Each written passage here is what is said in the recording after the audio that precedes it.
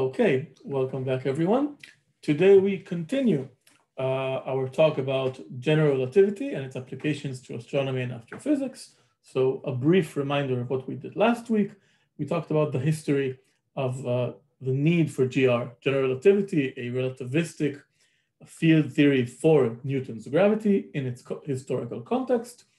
We discussed the emergence of that theory first from special relativity.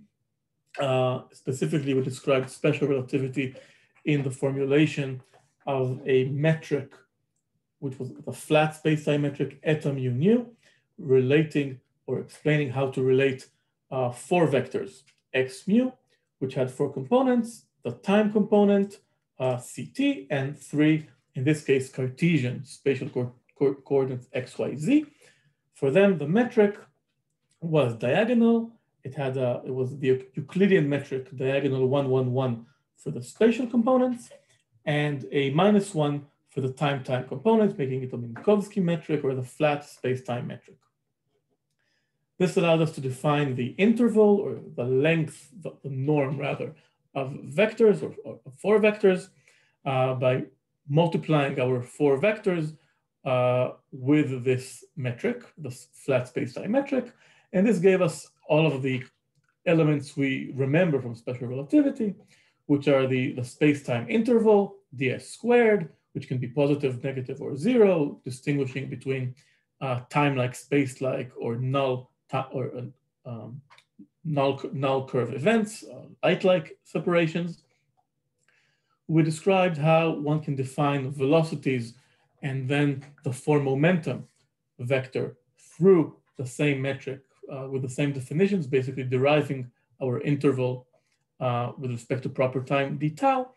We got that the four vector for energy and momentum, p mu, can be thought of as, again, four components. One of them was time-like, the energy E, and three space-like, basically the spatial momentum vector P. And we showed that the norm of this four vector of energy momentum was an invariant to Lorentz transformation, which is the basic transformation of the building special relativity, and that the norm of this vector was basically the rest mass, or the rest mass squared for whichever particle we were talking about. And so this mass squared term was equal to the energy term squared and the plus or minus the spatial momentum squared, similar to the t and x or time and space components in the kinematic, the space-time invariant. Flipping things over from side to side, we got the famous Einstein invariant relating E squared to both the rest mass m naught and the momentum p, and we showed the two limits for either mass at rest, for which p is 0 and we get E equals mc squared, or for the opposite case, ultra-relativistic or massless particles traveling at the speed of light, for whom m naught was 0, and we just got that E equals pc, the known relation for the Compton momentum and energy of a photon. We then went on, we showed, we talked about GR as generalizing this flat space-time metric eta mu nu to g mu nu, and then showed some classical tests and results coming from this g mu nu curving space-time. We talked about the classical tests. Today we go beyond the classical tests and what was done basically by the end of the 1920s or shortly after, the tests Einstein himself proposed for the theory and were shortly confirmed.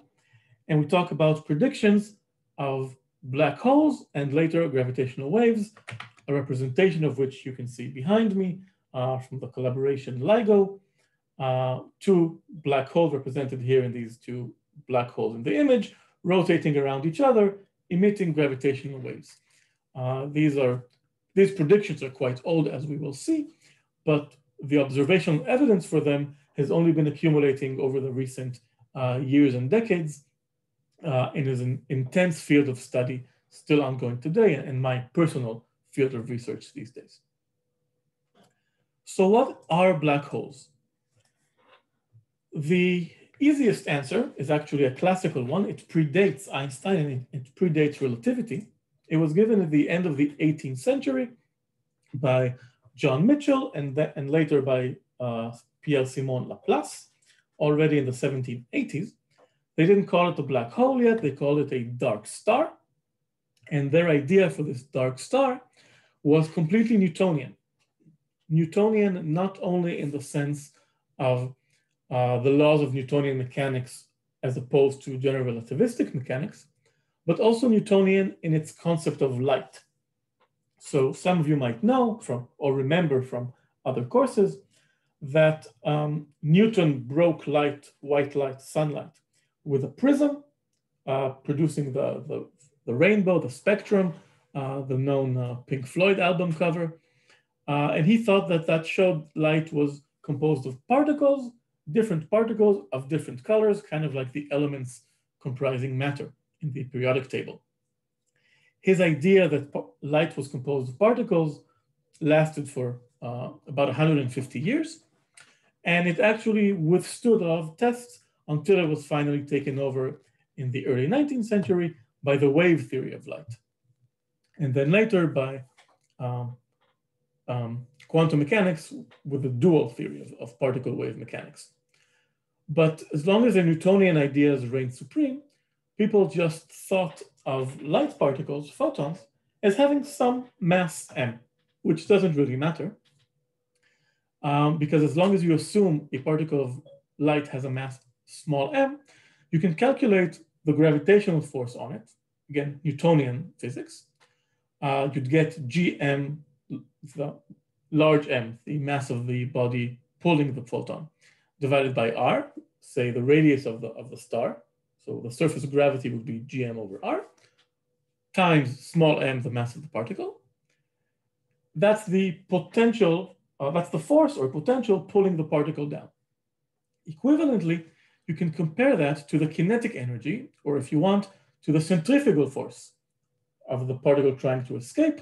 That would be, if you want the kinetic energy, 1/2 mv squared, which for a particle at the speed of light would be 1/2 c squared. Again, in the Newtonian concept where light has a mass of small m and whose kinetic energy is just 1/2 mv squared. Both of those notions we know are wrong, but at the time they didn't know that they were wrong.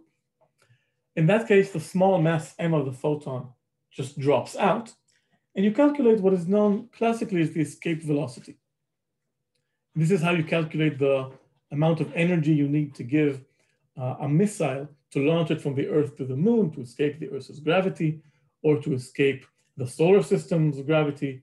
Any escape velocity is calculated in this way. And if you do it naively for a photon, then you get an equality between the gravitational potential at the surface of the dark star to the kinetic energy of the photon. You multiply by 2, you move r to the other side, and you get this radius of escape, r equals 2 gm over c squared. Basically, if a photon starts naively above this radius, it has more kinetic energy than the potential well, so it can escape off to infinity. If it has less kinetic energy than this, or if it is in a deeper potential well, if r is smaller, then its total energy is negative and it cannot escape, making the star dark because light cannot escape the surface. This is a completely classical Newtonian derivation, and so it's completely wrong, except that it's not entirely completely wrong, because today we know this same size, r equals 2 gm over c squared, as the Schwarzschild radius of a mass.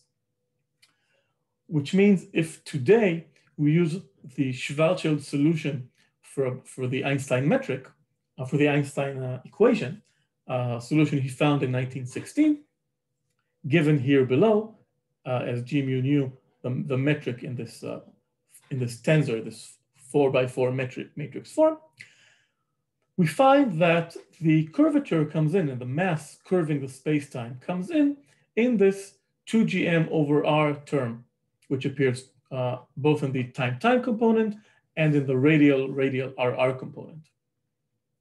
And we immediately see, or not so immediately, but being trained in the concept of black holes, we see that if you plug in the Schwarzschild radius 2gm over c squared in the denominator here, you get it cancels out, you get a 1, 1 minus 1, and so we find that the time-time component becomes 0, and the RR component becomes 0.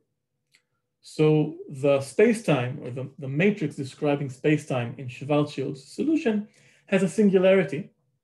It becomes 0 in the time-time component and becomes infinity in the RR component, because there's a power of -1.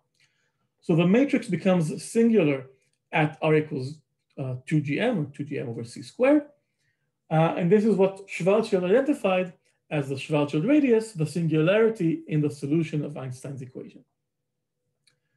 So the simplest solution one can find for the equation, assuming vacuum, assuming spherical symmetry, assuming no dependence on time, it's a completely static solution, has this singularity, which was found early on, but puzzled scientists for a very long time as to its meaning.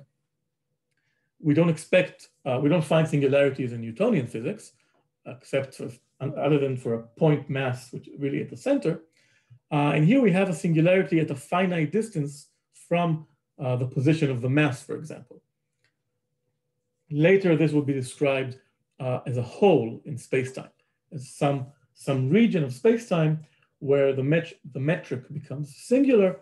And we can see that what this means, in fact, is that nothing, not only light, but nothing can come out from within this horizon, this radius of a ball, where time and space basically trade places in the metric, right? Because if you consider R greater than 2gm, then this number is smaller than 1, so this time component is still negative. But if R is smaller than 2gm, then this fraction here, this ratio becomes greater than 1, so the parentheses become negative, and the time component becomes positive. At the same time, the RR, the radial component, becomes negative, and so time and space, in some sense, switch roles when crossing this Schwarzschild radius, when crossing the singularity into the horizon. And that means that if outside the horizon, particles can only move in one direction in the time coordinate, that is forward in time, inside the horizon, they can now only move in one direction relative to the R coordinate, which means they can only move inside and further inside to the black hole. They can never come out of the black hole. That's basically what this kind of metric form is showing us. And it took a while to realize the proper coordinates at which to look at this, and that this singularity is not a physical problem. It's actually teaching us physics rather than showing us a problem with physics. But eventually it's come to the conclusion that we can handle spacetimes with the singularity or with this solution in the proper coordinates. And we understand that spacetime undergoes this transition, or this special region inside around a very, very dense mass where nothing can escape. I'll also add that because this is a spherically symmetric solution, obviously in physics, we always like to first do the spherical symmetric situation. The 4 coordinates typically used here are not just t and x, y, z, the Cartesian ones. There's a spherical ones. So t is time, and then the 3 spatial coordinates are r, theta, and phi. And you can recognize this if you take the limit where the mass is 0, and then you get that the spatial part here, this 3×3 submatrix, is just 1 r squared and r squared sine squared theta, which you might recognize as the metric of a sphere, or the metric of flat space in spherical coordinates. And you use this to calculate things like the Jacobian and integrals in 3D over spheres. And I'm sure you've seen these in courses in electromagnetism and similar situations. It's really the bringing in the mass and then playing both with the time term and at the horizon, flipping the sign of the RR term, that is introducing this curvature into space-time and really saying that something is happening at the horizon, or at least something is detaching what's internal to the horizon from what's outside of the horizon. Any questions so far? Yes. Yes. I was wondering about the R. It's 2gm over c squared. Yes. And I don't see the c squared in the metric. Yeah, in general relativity, we typically put c and g equal 1 to simplify the units. Properly, there should be a c squared here and a c squared here. And if you want to be completely formal about it, there should also be a c squared in the first term, because you'd notice that t and r don't officially have the same coordinates, the same units. You have to multiply t by c to get units of dimension. But in here, I just ignored all the c's. And I often do that, and I will not always notice when I did that. I try to keep g along for the ride, but sometimes that will disappear as well. Just to keep the units simpler and flowing. And the second question is, how do we know from the middle term that we get a solution that differs from a radius bigger than the Schwarzschild and a radius smaller than the Schwarzschild? Why is it different? Two different solutions for each term. It's not two different solutions. It's two different regions of space-time in the same solution. So this metric applies over all of space-time. Okay, it has the standard singularity r equals 0 of spherical coordinates. But for any r, you get a solution here, and it's the same solution. However, if r is greater than 2gm, then this ratio is less than 1. So the parentheses are less than 1, are more than 0, they're positive. And so we get a negative term in the time component. Similarly, in the RR component, if what's in the parentheses is less than 1 greater than 0, then 1 divided by that gives you some positive number. And so you get something that looks like eta mu nu, the flat space-time metric. The matrix is minus, plus, plus, plus. And the values are different because it's curved, but you get something that maintains the time and space causal structure. However, if R becomes less than 2gm, then this fraction now has a smaller denominator than the numerator. So the ratio between them is now greater than 1, which means 1 minus the fraction becomes negative. And if it's negative, then the time component is minus a negative number. It's now positive.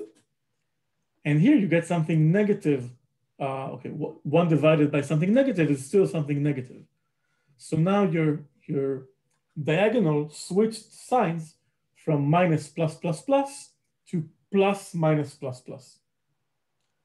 So time and space flipped their roles from something that is time-like and to something that's space-like, and vice versa. Causality flipped in that sense. If our interval ds squared, which was basically given by distinguishing space-like separation from time-like separations, now the role of space and time are reversed because we flip the signs of the t term, the t squared term, and the x or r squared term. That's what happens at the horizon. The causality changes between the space and time directions. Okay, thank you. Okay. So basically, I just said in words what is now described here a little more in a little more detail. As we said, GR is based on the theory that mass bends space-time. If it bends space-time, it also bends what the definition of straight lines are, geodesics. And so the straight lines on which photons travel or light travels will also bend. That means that if we have this image of a light cone from special relativity with time-like going up or down, past and future time-like, space-like separations on the sides, and the light cone, the exact 45-degree angle or the trajectories of light rays at a diagonal, then as we approach this event horizon or this black hole, this mass at the center, we find that these cones are bent more and more towards their future is bent towards the horizon, is bent into the black hole. The closer we are to the black hole, the more they are bent. And this event horizon, this R equals 2gm line appears exactly when all of the future of the light cone is tilted into smaller and smaller r. That is, now the particle is, every particle, including a light ray, is destined and compelled to decrease its r coordinate, or at least to maintain, to stay on the horizon, but its entire future, the part of the cone going up, is now confined to be inside the black hole. So causality is really what is changing here. The black hole is pulling causal cones inside, and the horizon, the event horizon, is defined as the limit, where all of these causality cones are now pointing inwards. And this diagram here is a schematic showing a collapsing star. As long as the star is larger than its Schwarzschild radius, the cones are not tilted enough, so you can have information coming out of the collapsing star. You can have light and matter coming out of the collapsing star until the star has collapsed below its Schwarzschild radius, in which case nothing more can come out of it. All of the causal future is directed inside the black hole. Okay? Okay, so that's the event horizon of a black hole. And luckily for us, as far as we know, we do not live inside the event horizon of a black hole. There's no actual way to know this, but we at least behave so as though we are outside of a black hole. And because we can't get any information, as far as we know, from inside a black hole, we, as astronomers and astrophysicists, we pay more attention to what happens outside and around black holes than to what happens inside black holes, which is the realm of general relativists and quantum theory and string theory and popular fiction. But we deal mostly with what happens on the outside. So now let's dedicate some more time and more specific details to understand what's going on outside a black hole horizon. So again, the coordinates we use are an extension of spherical coordinates. We have t, because of course this is relativity, we must have a time coordinate. And the three spatial coordinates are the spherical ones, r, theta, and phi. And we already showed the metric, this Schwarzschild solution for G mu nu, which you already wrote in 1916, just before dying in the war. And we find that the spherical parts behave as we know, r squared and r squared sine squared theta, the usual spherical theta, theta, and phi, phi metric. And we showed the curvature coming in through the TT and RR terms. Recall from what we just talked about a few minutes ago and last week, that from this metric of the kinematic variables, the coordinates of t and space, we can derive momentum and energy relations as well, a 4-vector of energy and momentum.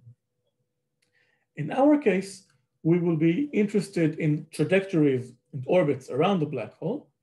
So it will be natural to continue working in these spherical coordinates and actually be talking about energy, E, and angular momentum, L. And you can use some symmetry arguments from GR or field theory or for quantum mechanics or analytical mechanics basically Neville's theorem, to see that the metric is completely independent of time. And it's also independent of the azimuthal angle phi.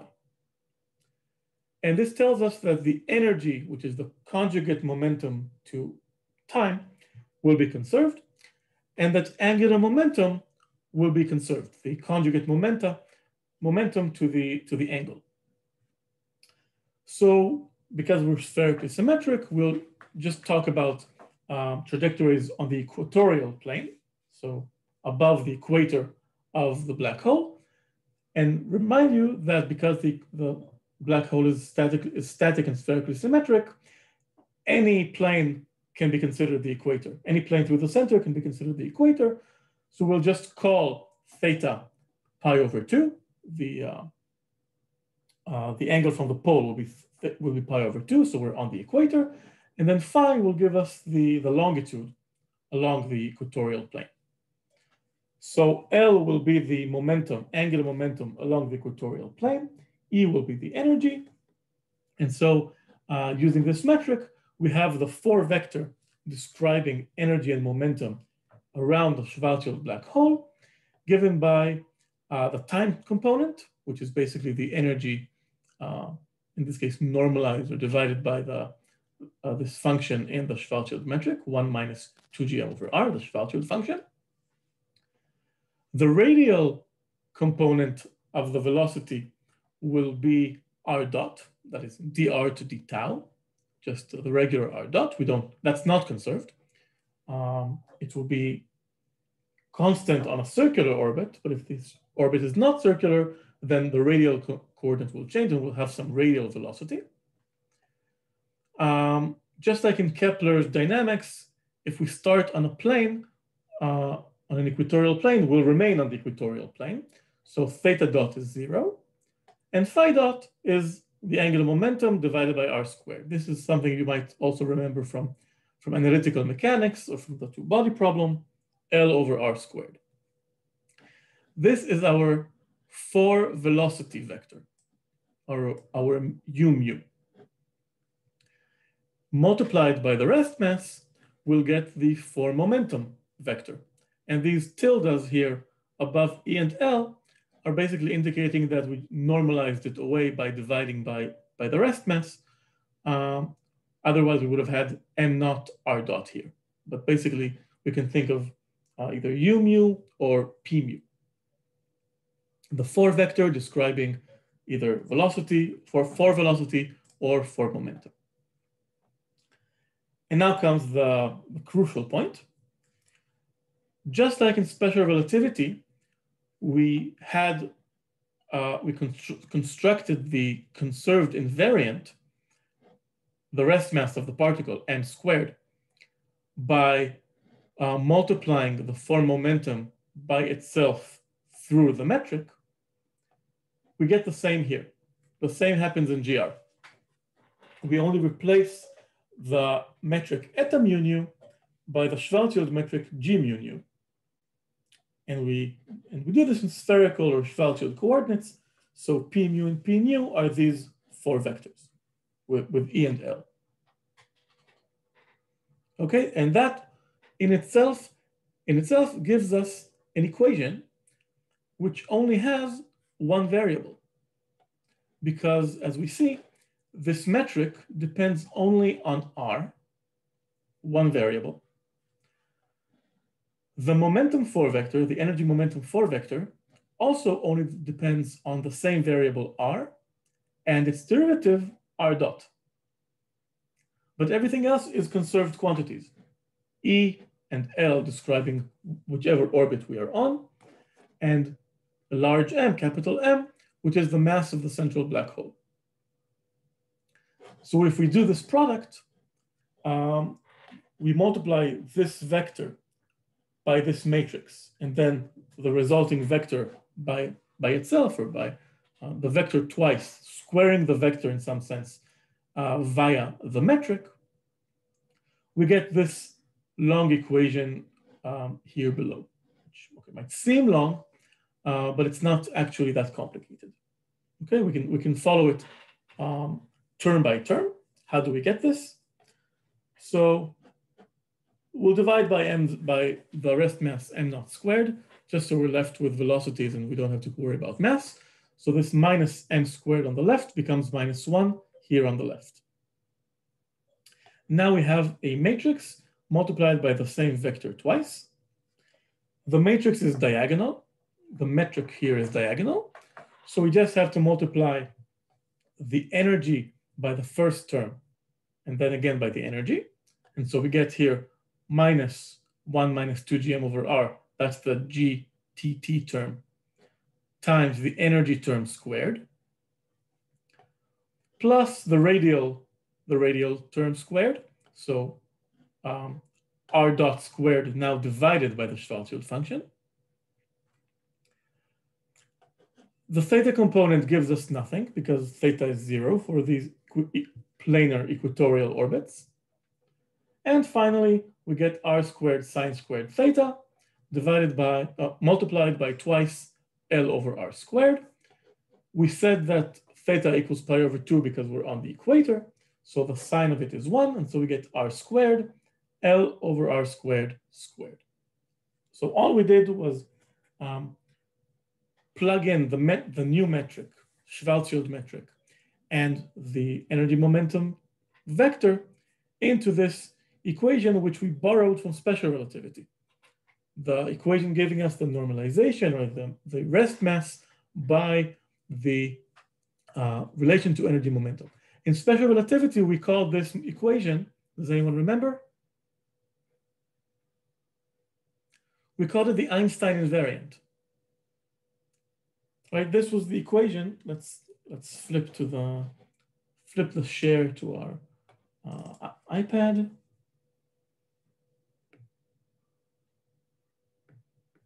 Tell me when you see my screen.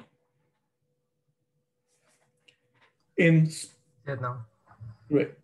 In special relativity, we had minus m squared equals eta mu nu, p mu, p nu. In special relativity, this p was just E and then px, py, pz. Or E over c if you want to keep the c. And eta, as we said, was -1, 1, 1, 1, with zeros everywhere else. So in special relativity, this was giving us m squared over c squared with a minus sign coming from this minus sign, plus px squared plus py squared plus pz squared, or minus e squared over c squared plus the total momentum squared. Multiplying by c squared, we had minus m naught squared c squared. There probably should have been a c squared here to begin with. So now this will be c to the 4 equals minus e squared plus p squared c squared. And moving things from side to side, e squared equals m naught c to the 4 plus p squared c squared. This we call the Einstein invariant, which again has two limits, E equals mc squared or E equals pc. Now we're doing the exact same thing. We're just writing the same, let's see how we do this. No, never mind. We have the same m naught squared c squared, but now instead of eta mu nu, we have g mu nu. We're generalizing from special relativity to general relativity by generalizing the metric from the flat spacetime Minkowski metric eta to Schwarzschild, in this case, metric g mu nu, p mu, p nu. And as we said, our p is a little more complicated because we're curved, we're in spherical coordinates and it has a Schwarzschild factor. So this was, as we said, E divided by 1 minus 2 gm over r. And this was just r dot. and then 0, and then L divided by R squared. This was our P. Okay, combining these exactly in the same fashion, and I'm now going to ignore C's and G's. We had minus m naught squared equals, oh, sorry, there was an m naught here in front to make it from velocity to momentum. We get m naught squared times G was minus 1 minus 2m over r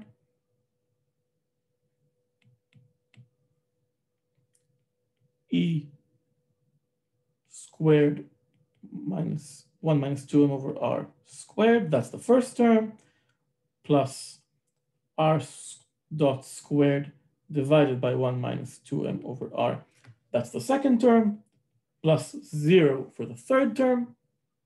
If you want, it's 0 squared times r squared, that's the full term. Of course, it's 0, plus r squared sine squared theta, which is 1, L tilde over R squared squared. This is basically the equation describing the Einstein invariant, or the relation between mass, energy, and momentum in Schwarzschild's spacetime on a Schwarzschild metric. And now all we have to do is math. So as long as the particle has mass, I can just cancel it out. And so I get my minus 1 on the left.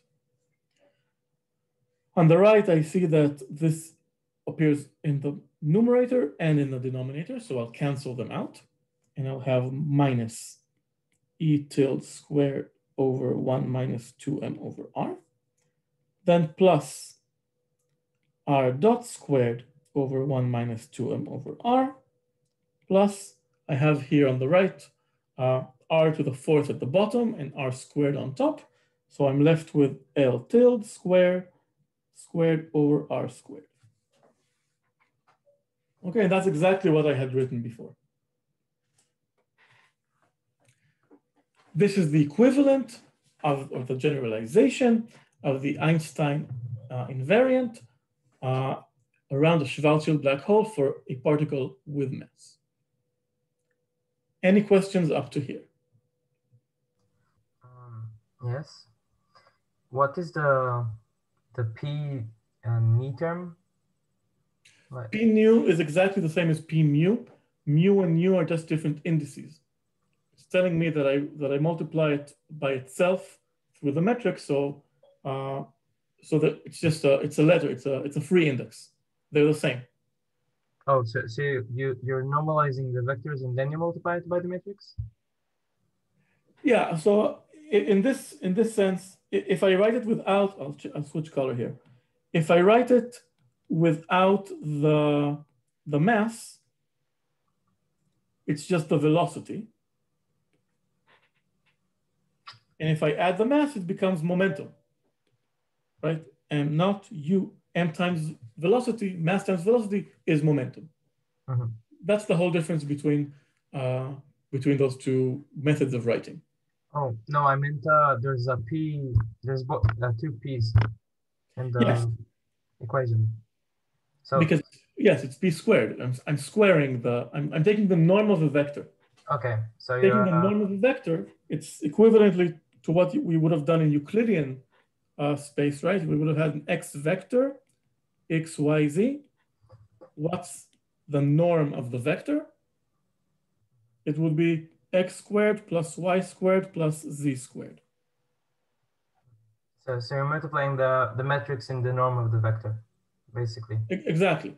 Okay. And because this is Euclidean, this is actually, without saying it, what we're really doing in this case, in Euclidean, is multiplying x, y, z through the metric 1, 1, 1, again with itself x, y, z. Yeah, to get a non-vector relation. Exactly. To get a scalar out of a vector, we multiply the vector by itself through a matrix, a metric. Okay. In Euclidean spacetime, we ignore that, we don't mention this metric because it's just diagonal 1. But in fact, we can write this as xi, xj, delta ij.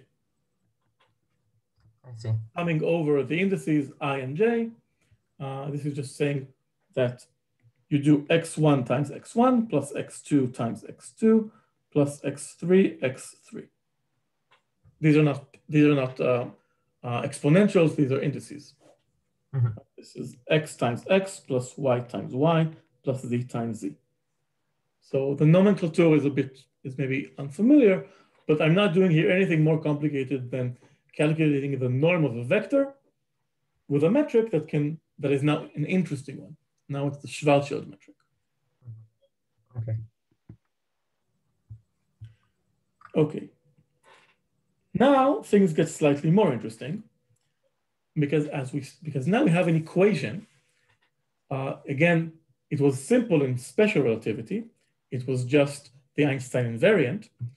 But now it's actually dependent on a parameter, on a variable r. It's no longer a free particle as we had in special relativity. There's now a mass. If there's mass, there's gravity, and there's a potential. And in fact, this equation will now describe how the particle moves around this potential. And to see that, we'll do two more simple algebraic manipulations. One is we'll get rid of the denominators by multiplying everything by r squared, 1 minus 2m over r. Okay, I'm just going to multiply by this function. So on the left, I have, of course, minus r squared, 1 minus 2m over r. You know what? Even simpler. I'll do it without the r squared. I'll only multiply by 1 minus 2m over r. So on the left, I'll have minus 1 minus 2m over r. On the right, I now have just minus e tilde squared plus r dot squared plus l tilde squared over r squared, 1 minus 2m over r. Pure math. The next thing I'll do is I'll move my constant energy to the left and all the functions of r to the right. So this will go here, this will go here, and together I will have e tilde squared equals r dot squared plus 1 minus 2m over r. I'm actually going to reintroduce the g here just for fun. Plus L squared tilde over R squared minus 2GM L squared tilde over R cubed. Okay, any questions about the math here?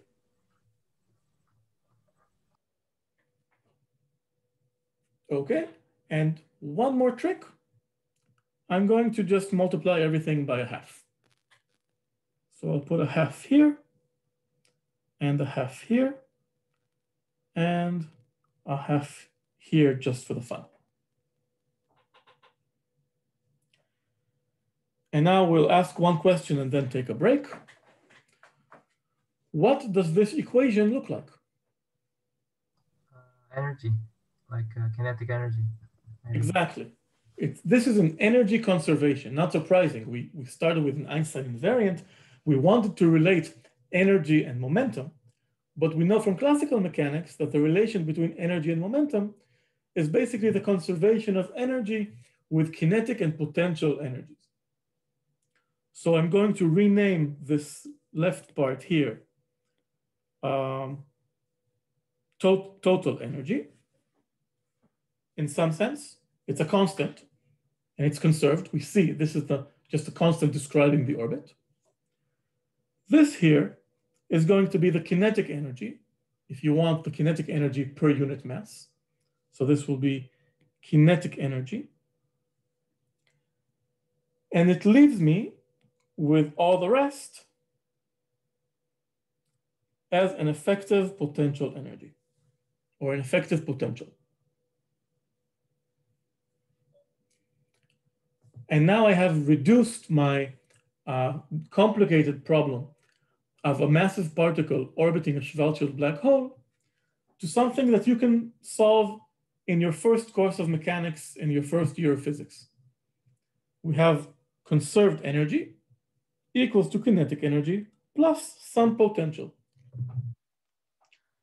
Let's take a 15-minute break, and at 1:05, we'll resume here, analyzing this potential, comparing it to the potential that you know from Newtonian mechanics, and learn something new about orbits around the Schwarzschild black hole. Any questions?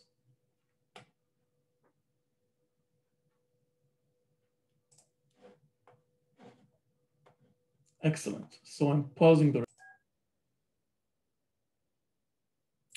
Okay, so we concluded the last hour by showing that we can describe the motion of a particle around the Schwarzschild black hole with given total energy and angular momentum, basically with a classical equation, or derive an equation that appears classical, with energy being conserved, and it's composed of what we know is kinetic energy, or the classical kinetic energy, and an effective potential.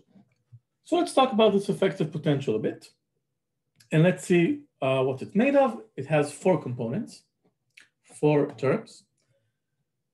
There's a 1, or 1/2 if you keep the half. This is a constant, which means we can completely ignore it. In classical mechanics, shifting the scale of the potential energy doesn't do anything. It just tells us what the energy will be at infinity, right? At infinity, all of these R terms, as R goes to infinity, will be 0.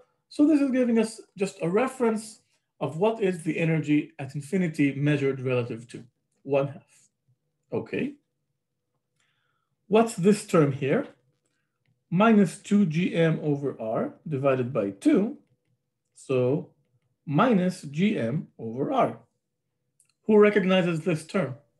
Gravity, no? The normal gravity. This is Newtonian gravity. This is exactly the Newtonian gravitational potential, which means, again, coming in from infinity, at very large R, the higher the power of R, the smaller the term is. The first thing a particle sees approaching a black hole is the Newtonian gravity potential. Far away, a Schwarzschild black hole looks like a mass, like a Newtonian mass. The next term, L squared over 2R squared. What is this term?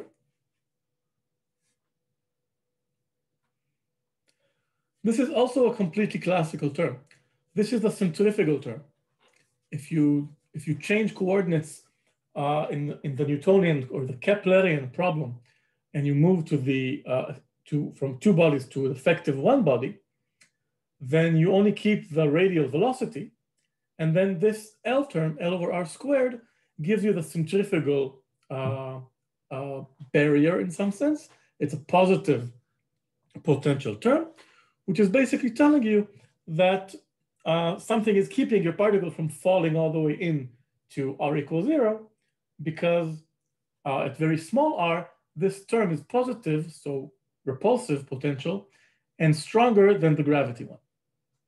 We saw this already when we talked about the solar system, and when we talked about the potential in which planets move. We saw that together, a negative 1 over r potential and a positive 1 over r squared potential gives something that looks like this. As the classical Newtonian plus centrifugal potential. And if you recall, this, the minimum, gave us a net force of 0 in the radial coordinate. So this was Newton's circular orbit. Above it, these were bound elliptical orbits in Newton's problem, because they can't go out to infinity. Their total energy is less than the 0 scale, the energy at infinity. So we had elliptical orbits. There was one parabolic orbit exactly at energy 0. And above that, we had the hyperbolic orbits going all the way to infinity. So this was Newton's problem. And the first 3 terms in the Einstein derivation just give us Newtonian mechanics, which is not surprising, right? We know that Newton's gravity works on an everyday basis. We know that's how the solar system works. And that's indeed the limit of Einstein's gravity when you're far enough away from the black hole or from the mass or from whichever spherical static mass you have at the center. The last term, this is the new one, minus gml squared over r cubed. This is the one term that's going to modify Newton's potential because space-time is curved and we're solving general relativity rather than Newtonian mechanics. And if you recall, last week we talked about precession as a necessary result of the fact that the potential is not just Newtonian. It's not just a 1 over r potential. And here we see exactly what causes the precession. We have a 1 over r cubed correction, small correction to Newton's potential. And this is what's going to cause precession of planetary orbits or orbits of masses around a large mass or around a black hole. That's where it comes from. And you can calculate this effect classically, even if you use and introduce this potential term. Okay, so that's when we're far away. Let's skip back to the previous screen share. Here. So we were talking about orbits of a massive particle around the Schwarzschild black hole. We developed this effective potential. We talked about these 4 terms. And here again, we have a list of the 4 terms with their classical counterparts or classical equivalents. And if we plot these, the sum of these, we see that coming from far away, it's exactly what we had in Newton's case. We have 0 far away, or in this case, we rescaled it to 1 far away, or 1/2, but far away, it's just a constant. Approaching, we have a negative 1 over r, that's Newton's attraction, reaching some minimum point, and then growing back as 1 over r squared because of the centrifugal barrier. And here we have all the classical circular Keplerian orbits, the elliptical, the hyperbolic ones. All of the Keplerian trajectories are on the right side of this plot. But because now we have a final negative minus over r cubed term, as r approaches 0, this term is strongest and it wins out over all the rest. So at some point, this growth of the potential barrier L squared over R squared will tip downwards and go and plummet to the left like -1 over R cubed. And that has 2 effects. One is telling us that for high enough energies, particles coming in hyperbolic orbits high enough above the potential, they won't be stopped by the potential barrier. They won't be stopped by the centrifugal barrier. They will fall directly into the black hole. They'll plunge into the horizon. It also tells us that if you start close enough or too close to the black hole, a particle will fall to the center. This particle is now no longer bound on an elliptical orbit between some maximal and minimal radius. It's now bound on a plunging orbit. It's bound on the outside, but on the left, it will just fall into the black hole and reach the black hole, reach the horizon.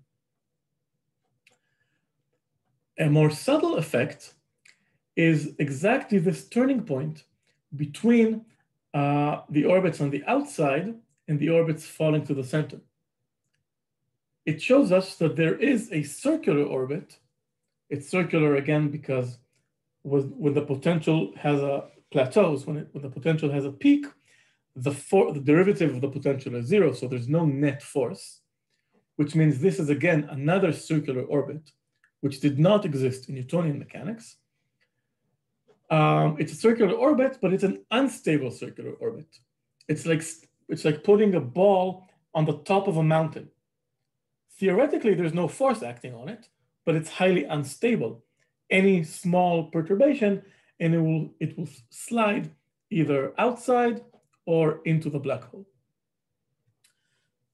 Okay, so there's this unstable circular orbit, as opposed to the stable circular orbits and the elliptical orbits of Keplerian mechanics.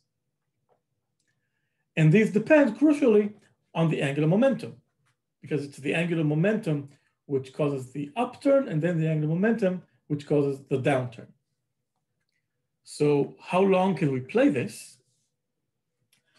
We can reduce the angular momentum coming closer and closer to the black hole until at some point this peak, this mountain climbing up and then turning down, becomes flat.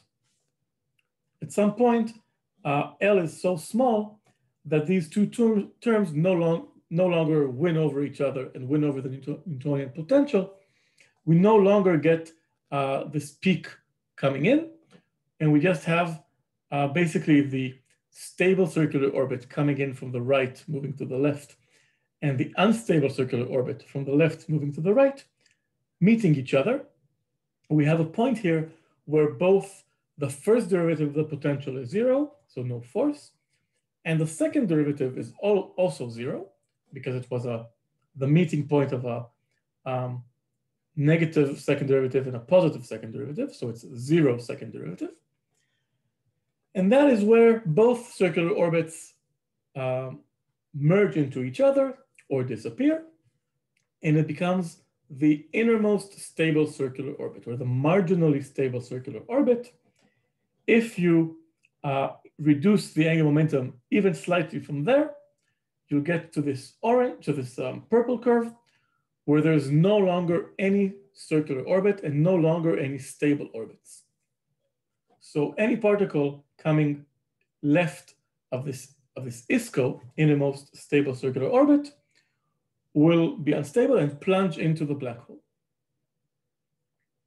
Okay, at least if it's on a circular orbit, for example, if you have an accretion disk, matter in a disk around the black hole, you can only have this disk extend as close as the innermost stable circular orbit, the ISCO, because once particles reach the ISCO, they're not stable, they'll plunge into the black hole. So there will be a gap between the black hole and the disk, in which matter will be plunging inwards. It means you can't have a satellite stable closer than the ISCO, which for Schwarzschild, you can calculate it, is 6 gm over c squared, or 3 times the Schwarzschild radius. Okay, so a new feature of trajectories around black holes is the ISCO. You can have stable circular orbits, which are almost Newtonian, maybe Newtonian plus precession, but almost behave like Keplerian orbits, until you're too close, and then you no longer have stable circular orbits. They will all plunge inwards to the black hole.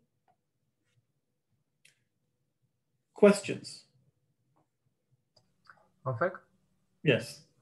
The ISCO only exists when we put the angular momentum in such a way, right? Yes, so this plot here on the bottom left is comparing the angular momentum in dimensionless units and the radius in dimensionless units. And you can see that classically this black curve, of course, in Kepler's problem or Newton's problem, at any angular momentum, you have a circular orbit that's stable. Mm-hmm. But under general relativity, far away you reproduce these. The blue curve is approaching the black ones. Those are the outside circular orbits. Each of them is coupled with an unstable circular orbit. That's the red ones. But the blue and the red meet at some final low angular momentum at this green point, which is the ISCO. And if the angular momentum is lower than this, you have no circular orbits anymore, only plunging orbits. And in the first plot, one before this, is the point where the circle is unstable, is that the Schwarzschild radius? No, the units here on the bottom are basically in terms of mass. So 2 is the Schwarzschild radius. And this is definitely not there. Oh, so even after even before the Schwarzschild radius, you already plunge into a black hole? Yes, the Schwarzschild radius is where photons cannot escape. The ISO, which is at 3 times the Schwarzschild radius, is where massive particles lose stability and will plunge, eventually reaching the Schwarzschild radius. Oh, okay. I see. Thank you. Okay. Okay, so that was massive particles. What happens for massless particles, for photons? The story is very similar, except that in the Einstein invariant, in the mass-momentum relation, energy-momentum relation, we don't have a mass. For photons, the rest mass is 0, so the normalization of the norm of the energy-momentum vector is 0. And so if I carry out the same calculation as we did before, but I just remove this 1 on the left, making it into zero, then what I get is that some terms are simpler. Specifically, I lose out one factor of this 1 minus 2gm over r function, which before was in the denominator, multiplied a minus 1, and now it's no longer doing that. So I still get an effective potential equation for photons, right, with energy conserved on the left, a kinetic term r dot squared, and an effective potential. But now the effective potential, if we look at it, has only one contribution. It doesn't come from -1 and from the L squared term, but only from the L squared term, multiplied by the Schwarzschild function 1 minus 2gm over r. So the effective potential here is a lot simpler. How simple?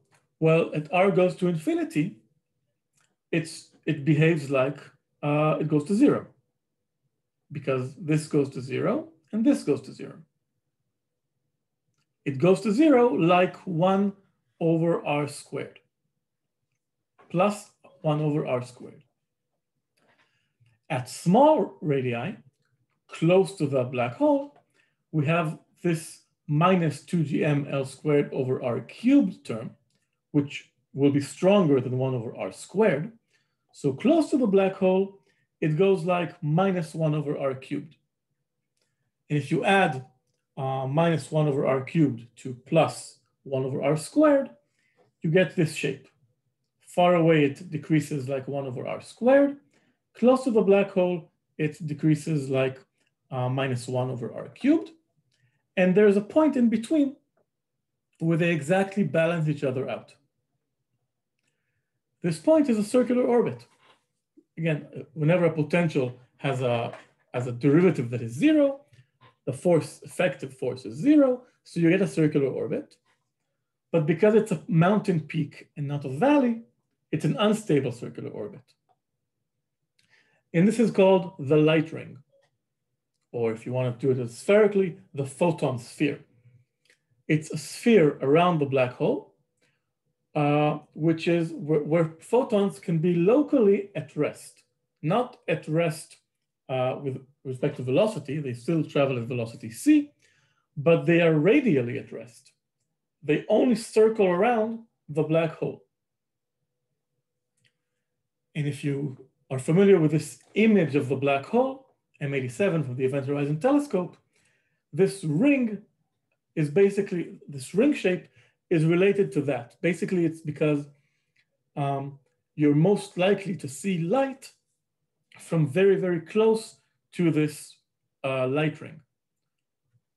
Another way to think of it, it is the stable where gravitational lensing is so strong that it lenses the light all the way around, 360 degrees, causing the light to bend in a full circle, and then of course, infinitely many circles. Okay, so it's the 1 point in radius.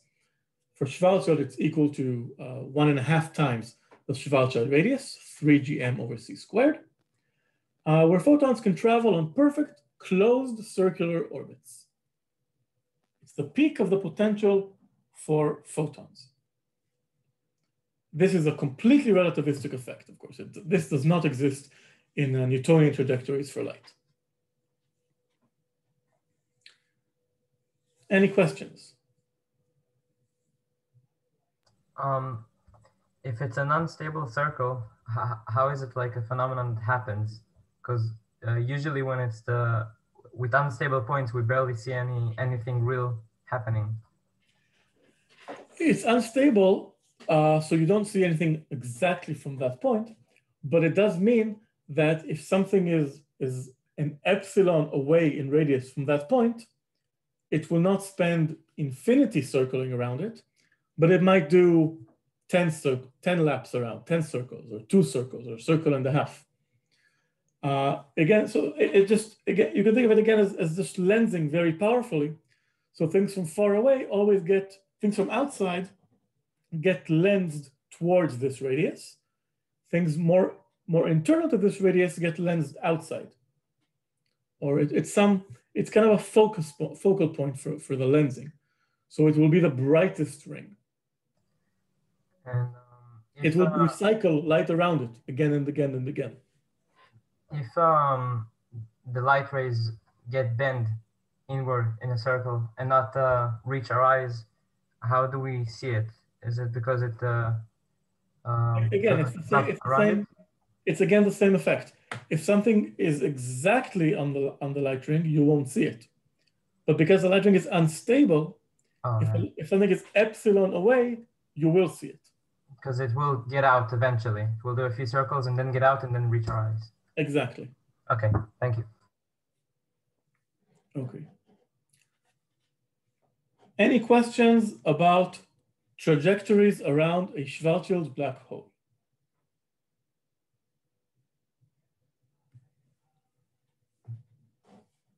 Okay. So now for something really complicated, a Kerr black hole. I mentioned that the Schwarzschild black hole was discovered, the solution was discovered in 1916 by Schwarzschild. Immediately after Einstein published the general relativity, Schwarzschild, who was a famous physicist in Germany, saw the results, completed the calculation, published his result, and then died on the front against Russia in the war. That was less than a year. That was almost immediate in scientific terms. But the next complication took almost 50 years after that. The Kerr black hole, developed by Roy Kerr in 1963, is a rotating black hole. It's not static. It's stationary, which means it doesn't change with time, but it's not static because it's moving in time. It's rotating around itself. It has angular momentum. So it has rotational symmetry, but not spherical symmetry. Losing out one dimension of symmetry makes the equations a lot more complicated. And as you can see, just from the definitions, we typically we normalize the angular momentum to this parameter chi, which is the angular momentum divided by m, the total mass. And the typical coordinates we try to use, similar to spherical coordinates or Schwarzschild coordinates, tr, theta, and phi. Even in those coordinates, we need to define some assisting functions. Here's the transformation between x, y, and z to these no longer exactly spherical, r, theta, and phi. We see that z is what you might recall from spherical symmetry, spherical coordinates, r cosine theta, but y and x both get this contribution of a squared coming in. So the angular momentum of the black hole is curving spacetime, and it's affecting the definition of the coordinates. We try to get around this or encapsulate this into help assisting functions. sigma and delta. Sigma is kind of generalizing the radial coordinate r squared by including a, the angular momentum of the black hole. And delta is trying to generalize the r squared coordinate, determining the potential, the gravitational potential, again, bringing in this a, the angular momentum of the black hole. And even with these definitions, one of the simplest set of coordinates in which you can present the curved black hole, the metric looks like this. So here I didn't write it in a matrix form. I already multiplied it by the intervals. But you can see the TT term here. It's more complicated than Schwarzschild. The r squared term is now not just 2gm over r. It has this sigma and delta inside. The spherical terms, which before were just the regular r squared and r squared sine squared theta, now have these complications. They have the angular momentum and these sigma functions coming in. And maybe most crucially, because this space-time is not static, it's mixing time and space. That is, it's rotating. So it's pulling the angle in the time direction, which means we get this final term here, dt d phi, which is a non-diagonal term. And again, it's linear in A. It's telling us that the space-time is rotating. The angular coordinate is changing with time.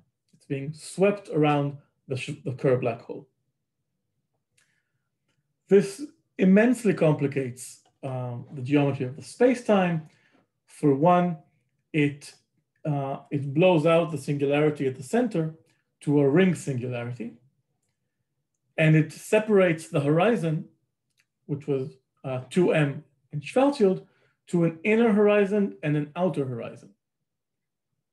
So now you can imagine trajectories kind of falling in through the outer horizon and then coming out of the inner horizon, God knows where. It also defines a region called the ergosphere, which is slightly outside the horizon.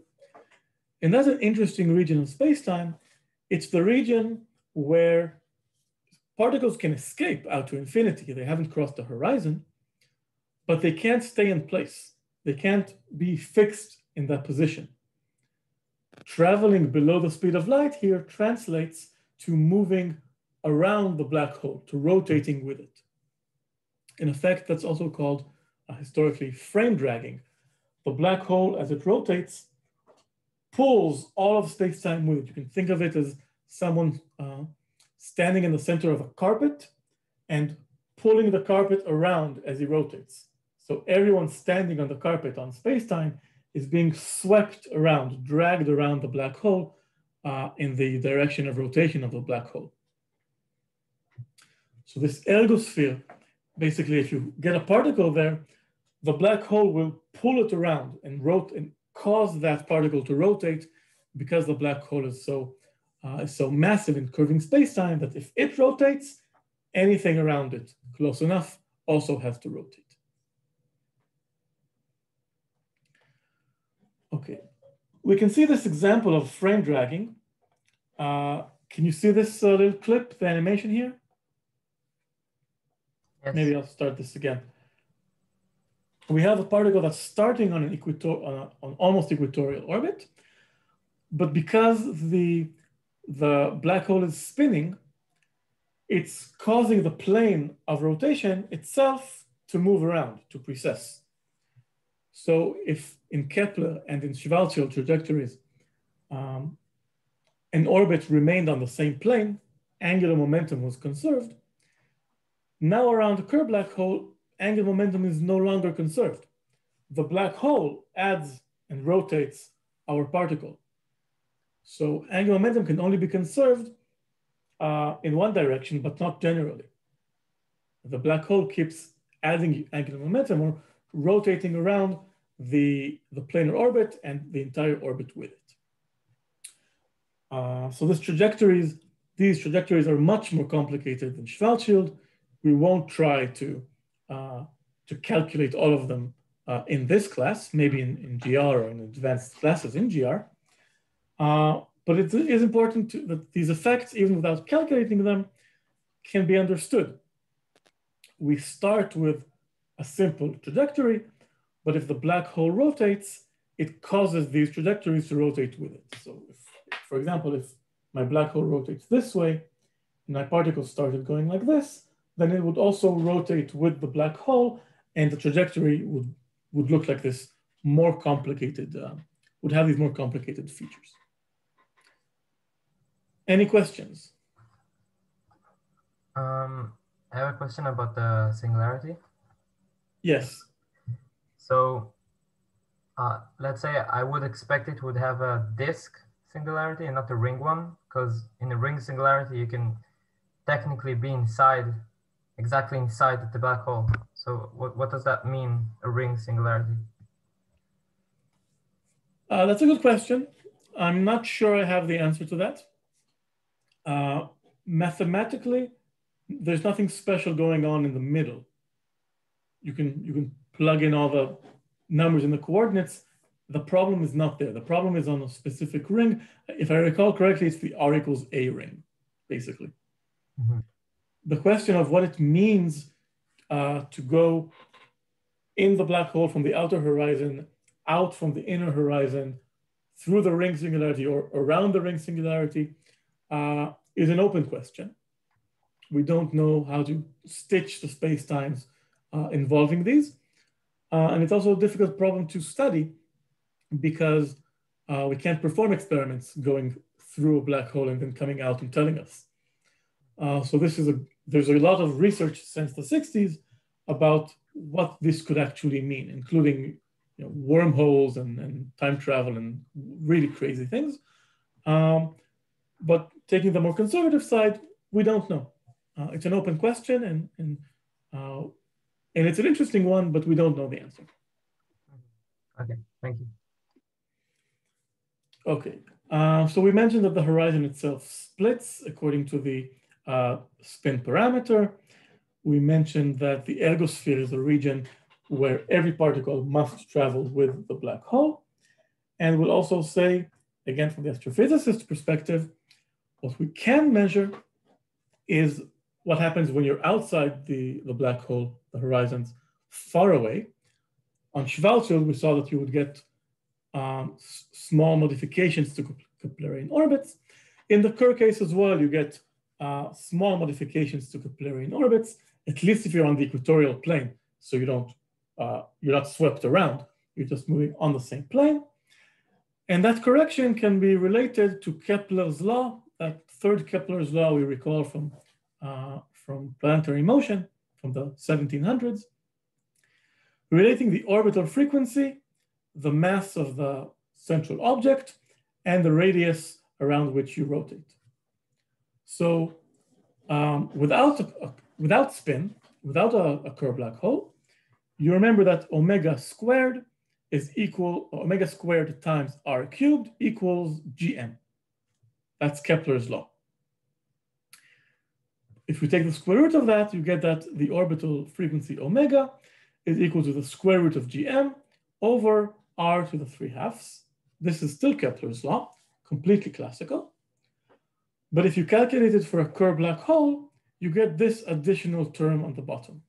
You get the spin of the black hole as in coming in the denominator. So the frequencies of orbits around the Kerr black hole are modified from the Keplerian ones. And this is something that's both very interesting and actually accessible to measurements. Because if we find a black hole in the sky and we find something rotating around it close enough to measure this and with enough spin to measure this, we can measure the spin of a black hole through an effect like this. Okay? Okay. I mentioned that the horizon splits around the Kerr black hole. I won't repeat the full calculation. I'm sorry, the horizon splits, and that's an easy calculation. It's here, our horizon plus minus outer and inner. but the ISCO also splits. The innermost stable circular orbit now depends on whether the particle is moving with the black hole or against the rotation of the black hole. And this double plot here is showing the retrograde and prograde positions of the ISCO. And we see that as the spin increases, the ISCO gets closer, the prograde ISCO gets closer and closer to the black hole, while the retrograde ISCO grows farther and farther away. And you can kind of think of it intuitively as if you're trying to rotate around a curved black hole against the direction in which the black hole itself rotates, you will lose stability a lot earlier. The black hole will spin you out of stability and you'll fall inwards. While if you're spinning alongside with the direction of the black hole, then you're basically just following the drag of space-time around the black hole, and you're feeling in some sense less gravity and you're more stable. And again, this is very important because if we measure an accretion disk, for example, around the black hole, typically it won't finish at the Schwarzschild ISCO, which is here at a spin of 0 at 6m. It will typically reach some closer position depending on the spin of a black hole. So we could theoretically measure the Kerr parameter of it, or the angular momentum of the black hole, by seeing the inner edge of the accretion disk around it. And the light ring also changes. The light ring changes position for either prograde or retrograde orbits of photons. And so it is our aspiration that with better photos images from the Event Horizon Telescope, we might at some point be able to actually measure the spin of that black hole, the angular momentum of the Kerr black hole, via the light ring. So that's another astrophysical question, which is still open. We've not yet succeeded in doing it, and we would very much like to try. Any questions? Does that mean that around the spinning black hole, we can measure things closer to it because the ISCO is further closer to the black hole? Exactly. The faster the black hole is spinning, the closer the accretion, the ISCO, so the accretion disk, and the closer the light ring. Mm-hmm. So we can probe closer and closer to fast spinning black holes. This is also related in some sense to rotating black holes, like rotating electric charges, also have a magnetic field, or in this case, a gravitomagnetic field, which is opposite in sign. So a spinning black hole actually has weaker gravity than a stationary black hole. To the point where an extremal black hole with the maximal possible spin, A equals to m, the surface gravity is 0. You can kind of slide through it without feeling anything. No surface gravity. And this was used in the movie Interstellar. What they actually describe is a very, very large black hole which spins very fast. And they explain it, that's so that you can survive entering it. They had to use a really, really big black hole to make it at some level reasonable physically, other than the time travel nonsense that they had. You don't get the spaghetti sized. Exactly. This is to avoid spaghettification. Spinning black holes don't make good pasta. Okay. We'll finish this talk about black holes with this new slide, which is from just a few from this year, because as you might have known or heard, the Nobel Prize in Physics in last December was awarded to black hole science, 3 black hole scientists, Roger Penrose, Reinhard Genzel, and Andrea Ghez. Genzel and Ghez are observational astrophysicists. They were observing the black hole Sagittarius A star at the center of the Milky Way. More accurately, they were observing what's called S stars, stars around Sagittarius A star, because it's a black hole, we don't actually see it, but they do see stars orbiting around it. And by following the orbits of those stars, completing full ellipses, they could use Kepler's laws and its modifications to measure and infer the mass of Sagittarius A star. And that's how we learned as a community and as humanity that this star, this object at the center of our galaxy, is actually about 4 million solar masses in mass. We don't see anything from it, so we infer that it's a black hole. And some of these stars are now completing trajectories in under 16 years, so about the period of something like Saturn, with distances that at the most can come to more than 1 billion kilometers, so much larger much larger than the orbit of Saturn. Here, the closest was actually 1 billion kilometers. The farthest point away is much, much larger than the solar system. In order to keep such a fast orbit over such a huge distance, you really need this mass that's 4 million times more massive than our sun. So this is considered the first proof or the first discovery of evidence of this supermassive object for which they were awarded the Nobel Prize. Roger Penrose is the one who developed this whole theory of causality and of how causal structures and causal cones tip around singularities, around black holes, and basically proving that under some mild conditions, collapsing matter will form a black hole by bending causal structure enough to basically trap causality, trap the future, and trap information and light from coming outside. So for that, he was awarded half this Nobel Prize. It might also be interesting to comment that Roger Penrose proved that black holes are a general phenomenon that we should expect to find in space. This was impossible before Kerr, because Schwarzschild black holes are not a general phenomenon. They have too much symmetry, they have no angular momentum. We don't know of any astrophysical body with exactly 0 angular momentum. Kerr showed that generic black holes can exist because they can survive with angular momentum, and he found a solution. Penrose then showed that they can generically form into this generic solution. Genzel and Gez proved that there was a supermassive dark object at the middle of our galaxy, center of the galaxy, but the Nobel Committee didn't quite say that they actually proved it was a black hole.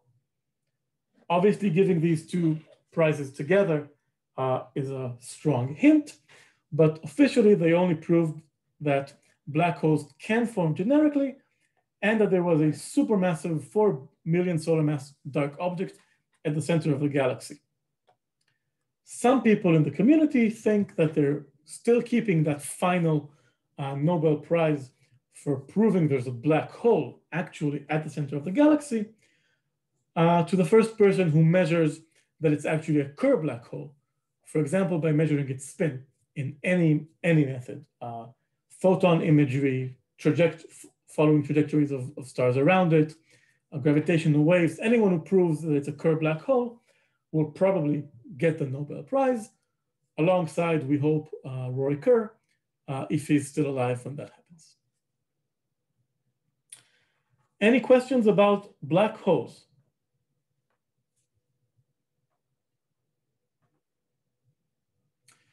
Okay, if not, let's take another break and continue at 2 o'clock sharp for gravitational waves.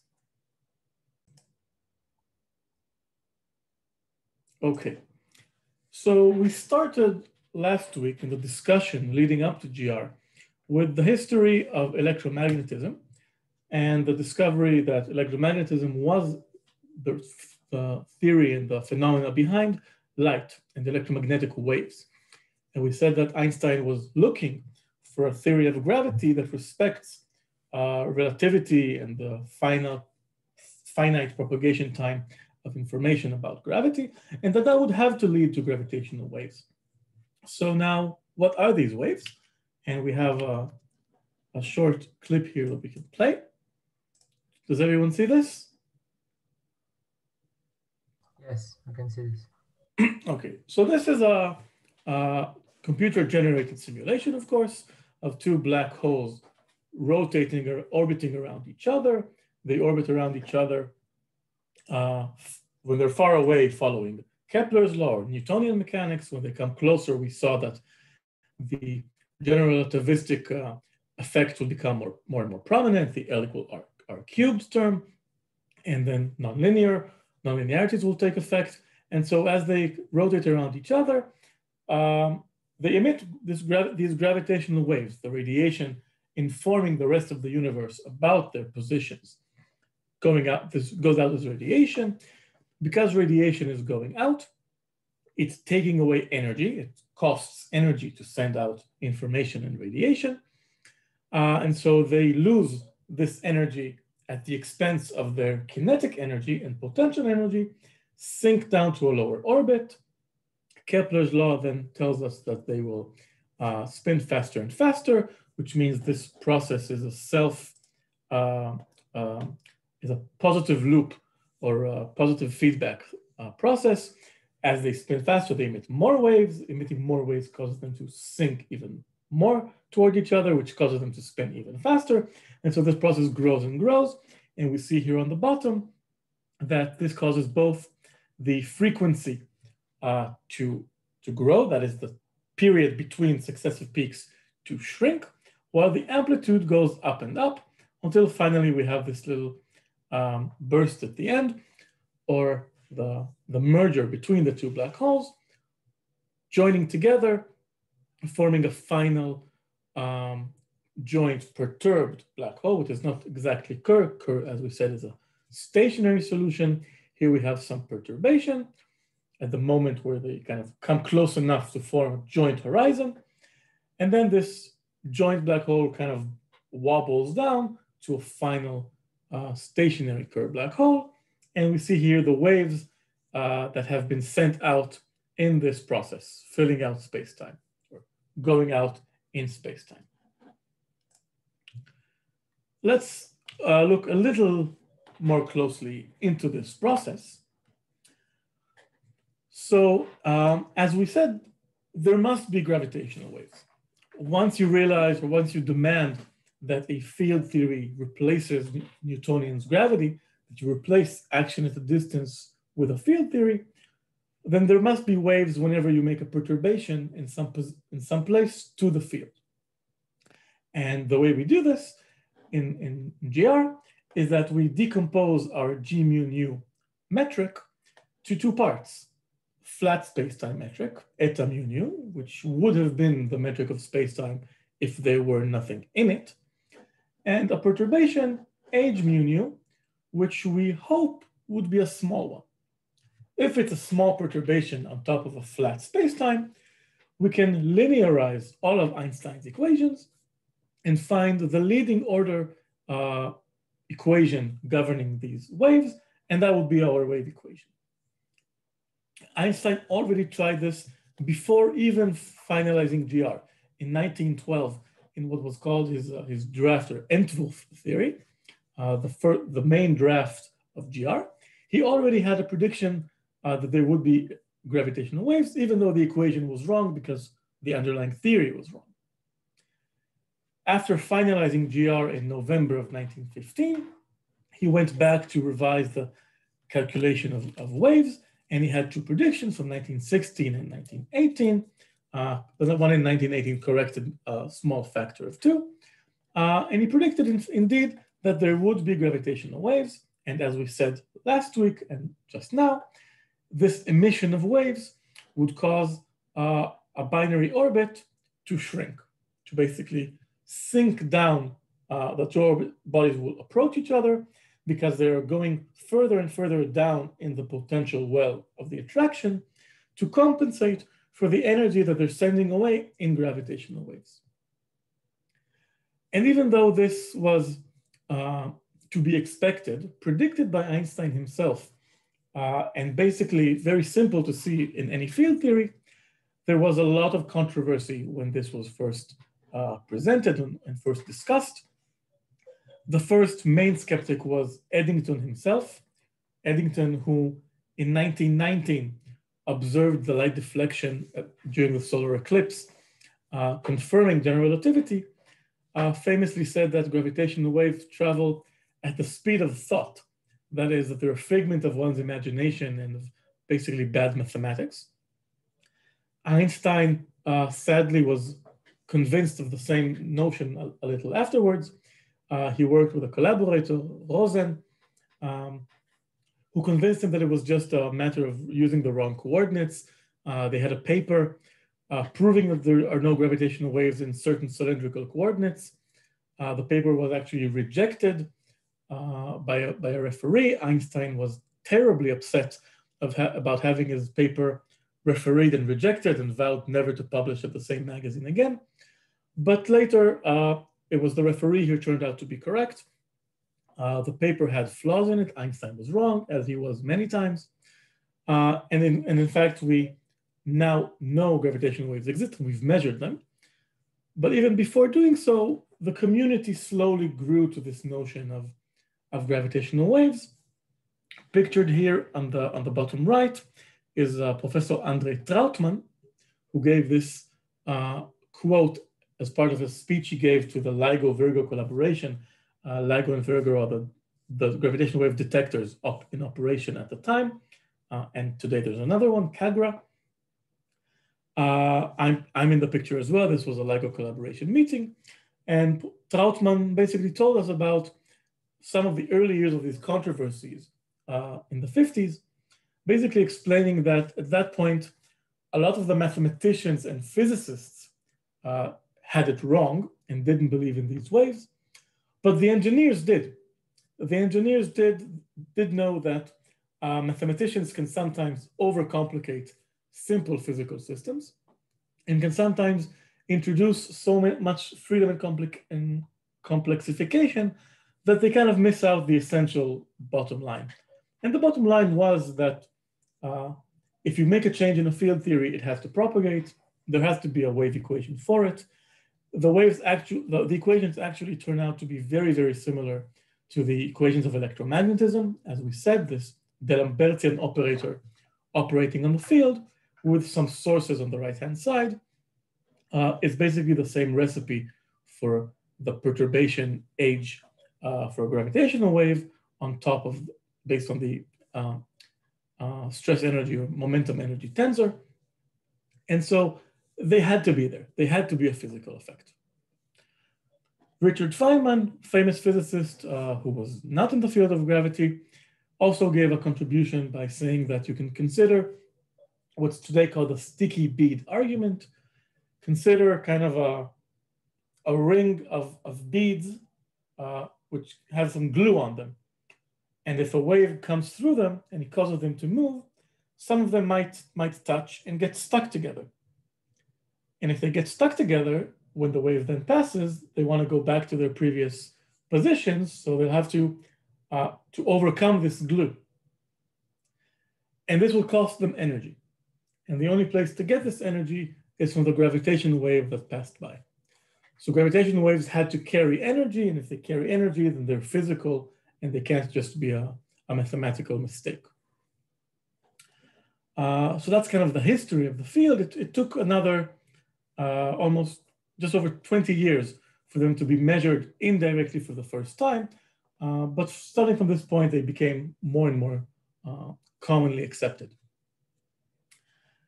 The reason they're so hard to measure is because they're very hard to produce in a significant amplitude. If you consider what are the type of perturbations you can make to a field to cause it to emit energy, then the simplest type are changing the monopole, basically dropping something into a fluid will add mass. And then there might be waves indicating that the mass of the fluid changed. For example, on a two-dimensional surface, if you pluck someplace, you'll send a monopole wave. But this doesn't exist in gravitational waves. It doesn't even exist in electromagnetic waves. It doesn't exist in electromagnetism because the monopole is the total charge of the system. And we have charge conservation in electromagnetism, which means in electromagnetism, the leading order radiation is dipole radiation, which you might have seen in what's sometimes called the Larmor formula in the course Introduction to Modern Physics, as kind of the explanation that if an atom has an electron moving around the proton, it will emit energy. It will emit radiation, that's dipole radiation. That's the same radiation you use in your cell phone when the antenna is a line and it radiates away dipole radiation. And it comes from the dipole moment of the electric charge. This also does not exist in gravity because the dipole moment in gravity is just the dipole moment of masses. And the dipole moment of masses is the position of the center of mass of a system. So the time derivatives of the dipole moment, which will be the thing that measures the power, measures the radiation, are the second time derivative of the center of mass. And as we know, the time derivative of the center of mass with the weighted center of mass is just the total linear momentum. And without external forces, the total linear momentum itself is conserved. So the second derivative of the momentum is 0. So the dipole moment of masses is also conserved. And if it's a conserved quantity, it's a constant, then it doesn't change, and so it can't radiate. There's no information to send about a change in the dipole moment if the dipole moment is constant and is not changing. So when discussing gravitational waves, we immediately have to start with the next higher order, which is quadrupole moments and quadrupole radiation. So we define the quadrupole moment, Qij. It's a quadrupole, so it's a matrix, 3 by 3 in space, which is the integral over all of our mass density, rho density, times this form which defines the quadrupole. Basically, it's the matrix, 2 coordinates, xy or xz or xx, whichever, yz, whichever your coordinates. And this delta term just means that it's traceless. So the matrix that has no trace. I don't know if you've seen this concept of tensors in or quadrupole moments in mechanics. Sometimes you do it when you do solid body and you talk about the mass distribution. In GR, it's important because it would be changes to this quadrupole moment that would be radiated. That's basically the information that can change about a system that would have to be radiated away. And it's given by a formula that's similar to the electromagnetic one, basically solving the D'Alembertian operator with a source quadrupole. And that is that Hij, here it's the spatial components of the metric perturbation H on top of flat space. So the field, the wave field that's propagating, goes like the second time derivative of this quadrupole moment of the source. T minus R over C is what's called retarded time. It means that you measure at some point in space and time the change in the quadrupole moment in the source back when the wave exited the source.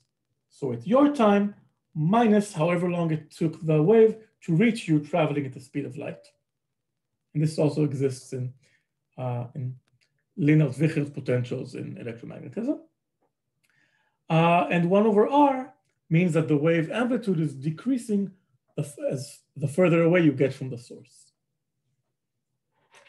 The power you get from integrating this wave over a sphere surrounding the source, and if you plug this in and calculate, you get that it goes like the square of the third time derivative of the quadrupole moment. And this is kind of the equivalent of the Larmor formula, which was the square of the second time derivative of the dipole moment. Because you went from dipole to quadrupole, you added one spatial coordinate. So to maintain the units, the dimensions, you have to compensate for that by dividing by a spatial coordinate or dividing by time. And that's what the other time derivative does. So what we need basically is something that's moving very fast, changing very fast, because it's the third time derivative squared, or 6 times the time derivative, omega to the 6th, which will come into this, the energy coming out, the power coming out of the system. So you need something that has a very large quadrupole moment. So you'll have a strong, massive source. And you need it to change very, very fast, because compared to the speed of light, these velocities will come in at the 6th power. And if you need something very, very massive, moving very, very fast, you basically need something that only gravity can move such large masses so fast. And so you need something that's very massive and very tight, like a binary black hole or a binary neutron star, or sometimes a supernova, a star collapsing to a black hole or to a neutron star, or any other system that's both massive and evolving fast. And it has to be asymmetric, because if it's symmetric, the quadrupole moment is 0. For a quadrupole, you need some asymmetry in the mass distribution. So the easiest simple to analyze that satisfies this is the one we have discussed, a binary system of compact objects. And such a system was identified in 1974. Hulse and Taylor, pictured here on the right, identified the first binary pulsar, so a double neutron star. One neutron star orbiting another neutron star, they're orbiting each other. It's called binary pulsar 1913+16, position in the sky. And these two neutron stars are about 1.4 solar masses each, so almost the Chandrasekhar mass, if you remember the limiting mass for a neutron star, quite close to the limit. They are about 2 million kilometers apart, which is very, very close. Recall 1 astronomical unit, the Earth-Sun separation, is 150 million kilometers. So this is about 70 times closer than the Earth-Sun system, which means that the periastron, it's an elliptical orbit, they come as close as just over a solar radius apart, and as far as 5 solar radii apart. So very, very close to each other. And that means that they also orbit by Kepler's law very, very fast, with an orbit completing over 8 hours, in 7 3/4 of an hour.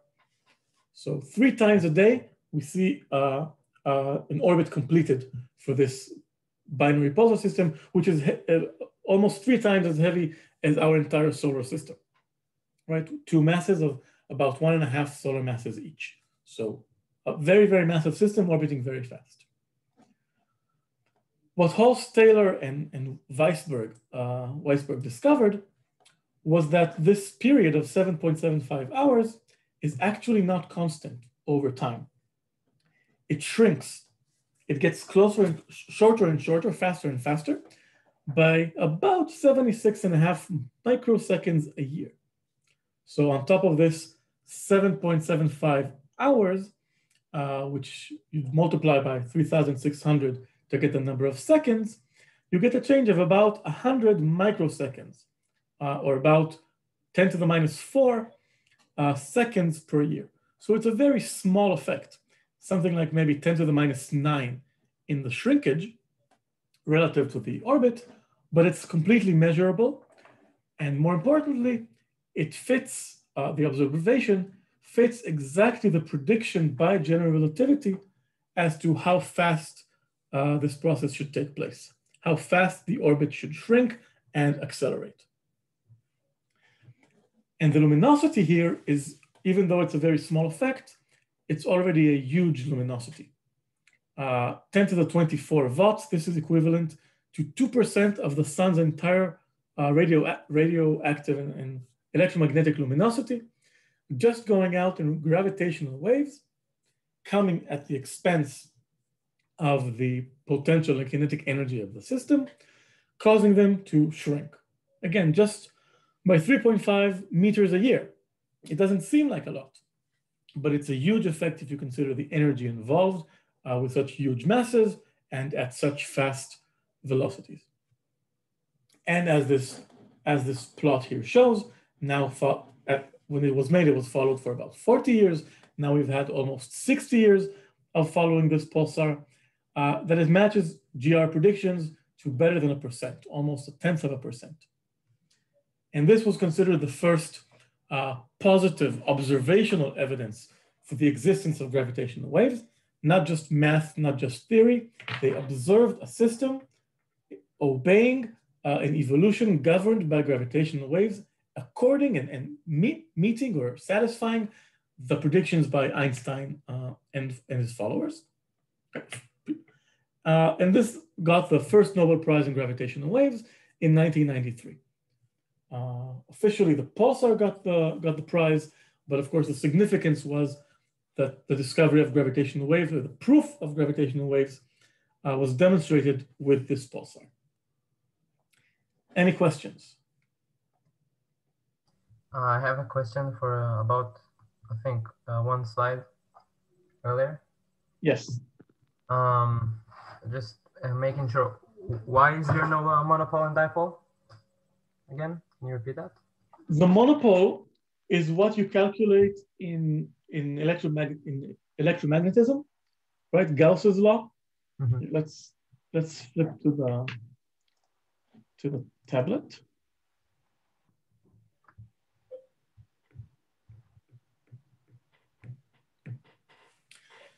In electromagnetism, you say that if you have some strange charge distribution, might be more here and less here, and some charge here and maybe something here.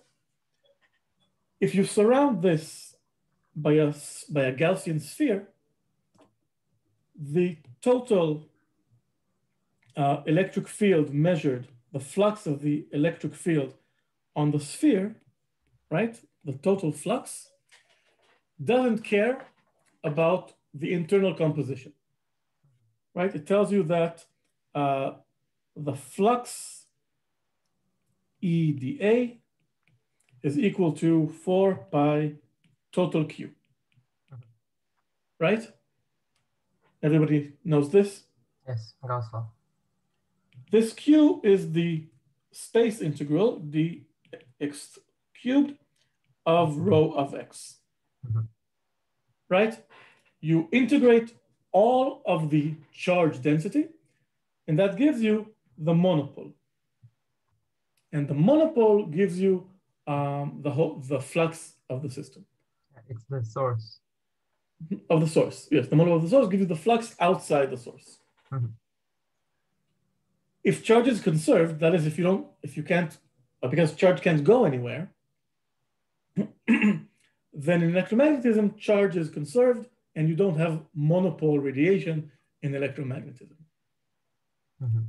If you just replace now this rho E, this charge density, with rho M, mass density, you have the definition of the monopole of GR, the monopole of gravity, or the total mass of a system will be the space integral over the mass density, mass or energy density. But this is conserved in GR because there's conservation of mass and energy. Mass can't disappear and energy can't just appear from nowhere. So just like there's no monopole waves in electromagnetism because charge is conserved, there's no monopole waves in GR because mass is conserved. How do you generate a dipole radiation? In electromagnetism, you do it by introducing two charges. So you'll have a plus Q and a minus Q. Or you might think of it as some distribution. For example, if you have some molecule with two atoms, then one of them might be more positive. You might have a positive ion, say Na, and you might have a negative ion. This here specifically is table salt, NaCl. What this plus means is that most of the electrons kind of try to be around the chlor atom ion, making it more negative. and fewer of them are around the Na atom. So this is basically just the protons, or mostly the protons.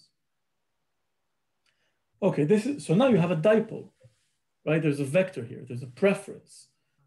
You have kind of an electric field now, which looks like this. It's a dipole field. Yeah. If it's stationary, it will not radiate. But if it moves, it will radiate. And it can move if, for example, you pull them apart. So you make the dipole stronger if you pull them apart, or smaller if they go together. Or you can make it rotate, but you can make the system rotate in some sense. Another way to think of this, you can think of an antenna, and if you apply a current to it, an alternating current, then electrons will go this way, and then they will go this way, and then they will go this way, and then they will go this way. They'll move around. So the dipole moment will change. And it's this dipole moment changing the field close to your dipole, to your source, that will propagate away as dipole radiation. And you can do this because you can change an electric dipole. For example, if you apply voltage, you'll be sending negative particles one way and positive particles in the opposite way. You'll create a dipole, charge separation. That's a dipole. But you cannot do this in gravity because the dipole will be, again, the space integral of charges, or charge density, times the position. It'll be a vector, which is kind of the average position of charges weighted by the charges, plus and minus. But in gravity, if we replace this by matter density, then what this integral gives us, by definition, is just the total mass times the center of mass position. Right? The center of mass is exactly the weighted position, the weighted average of where all the masses are. Yes. This is the continuous limit. You might remember this in the finite, or in the discrete limit, in this way. It's MA XA vector. Right? This is the definition of the center of mass, total mass, and center of mass position. Yes. But this cannot change because we have conservation of momentum.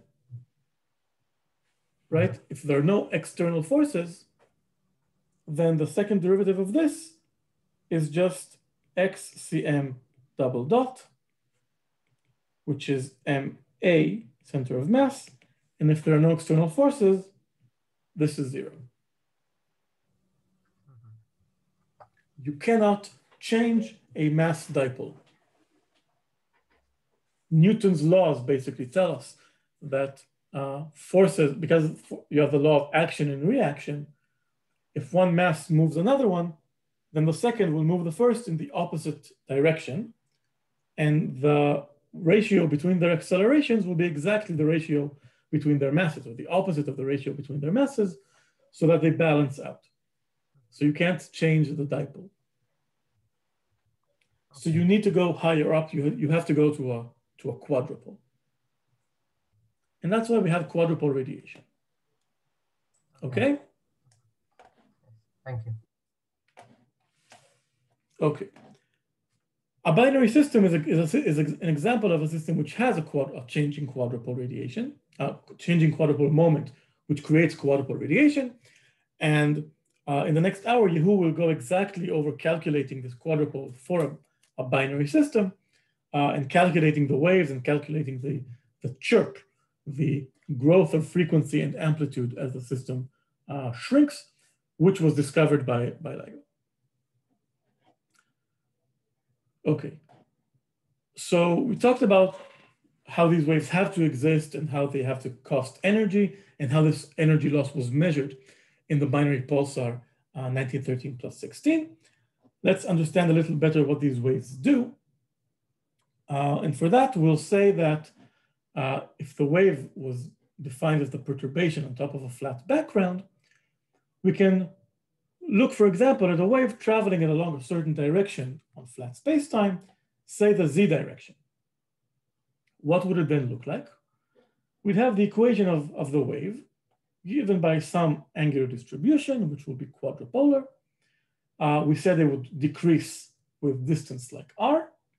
It would have some polarization matrix, and it would propagate like any wave with some wave number or wavelength 1 over k, and some frequency omega. What then are the polarization vectors? The only thing that we don't know from previous waves we've encountered in our studies. It has to be a matrix because it's part of the metric.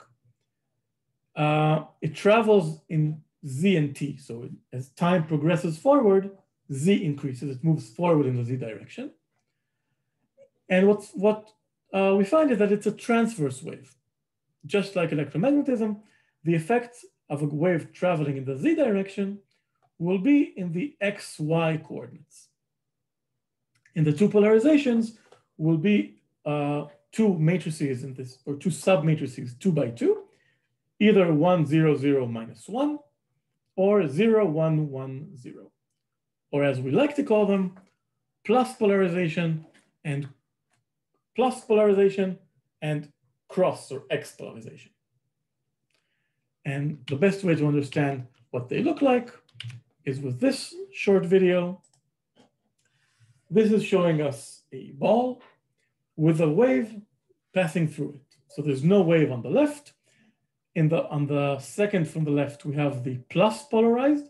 So you can see that the disturbances are to the left, right, and up, down sequentially.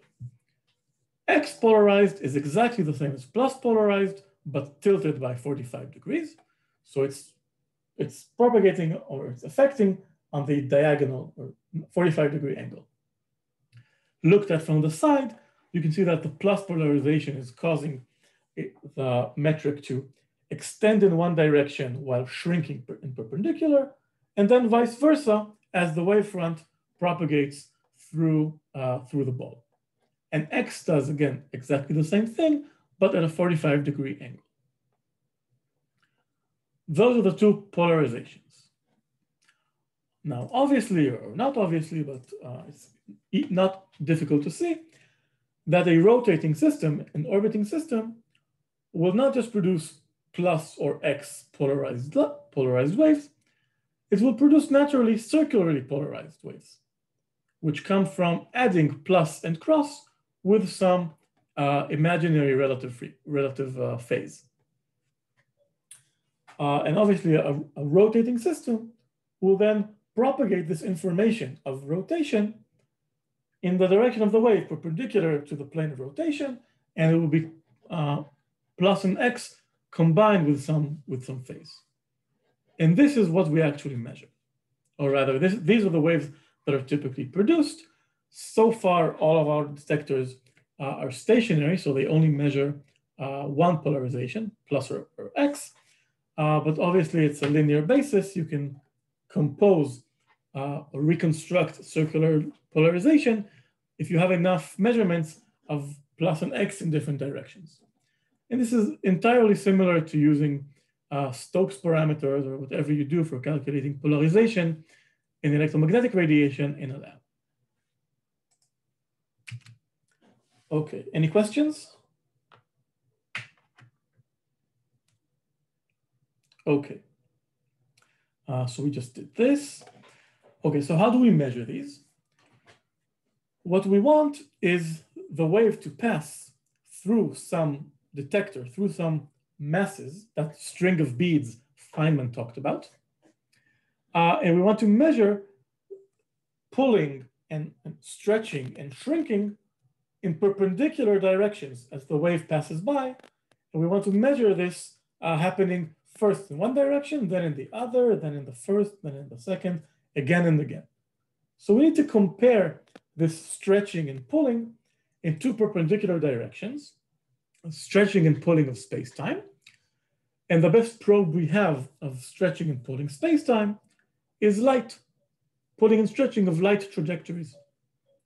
And we can measure these small differences in the path that light travels by building an interferometer. That's exactly what these L-shaped detectors are: LIGO Hanford, LIGO Livingston, and Virgo in Italy.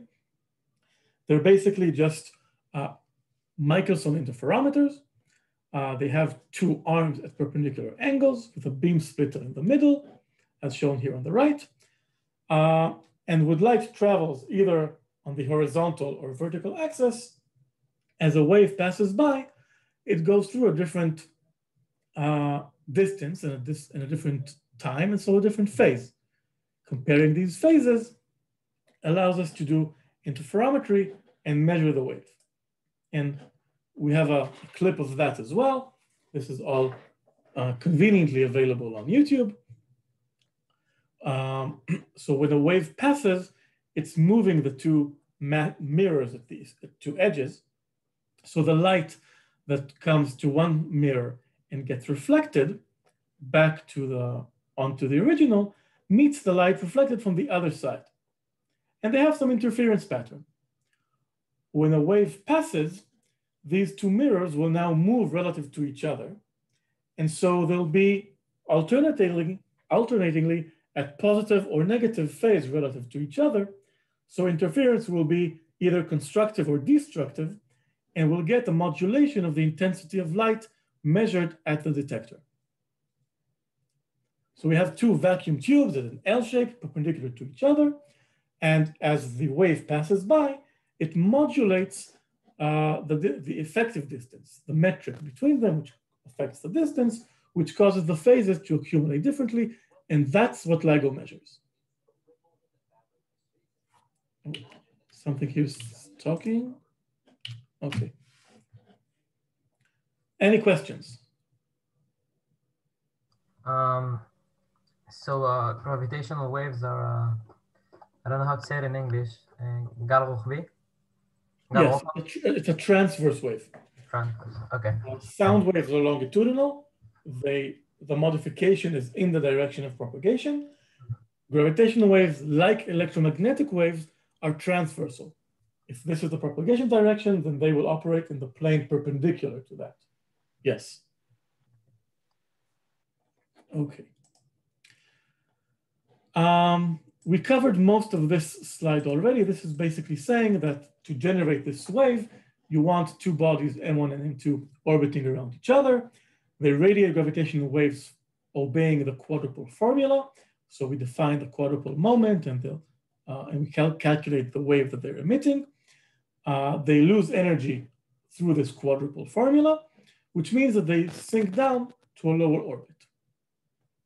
A lower orbit means that, as we said, that they rotate faster. That's Kepler's law. If they rotate faster, they emit even stronger gravitational waves.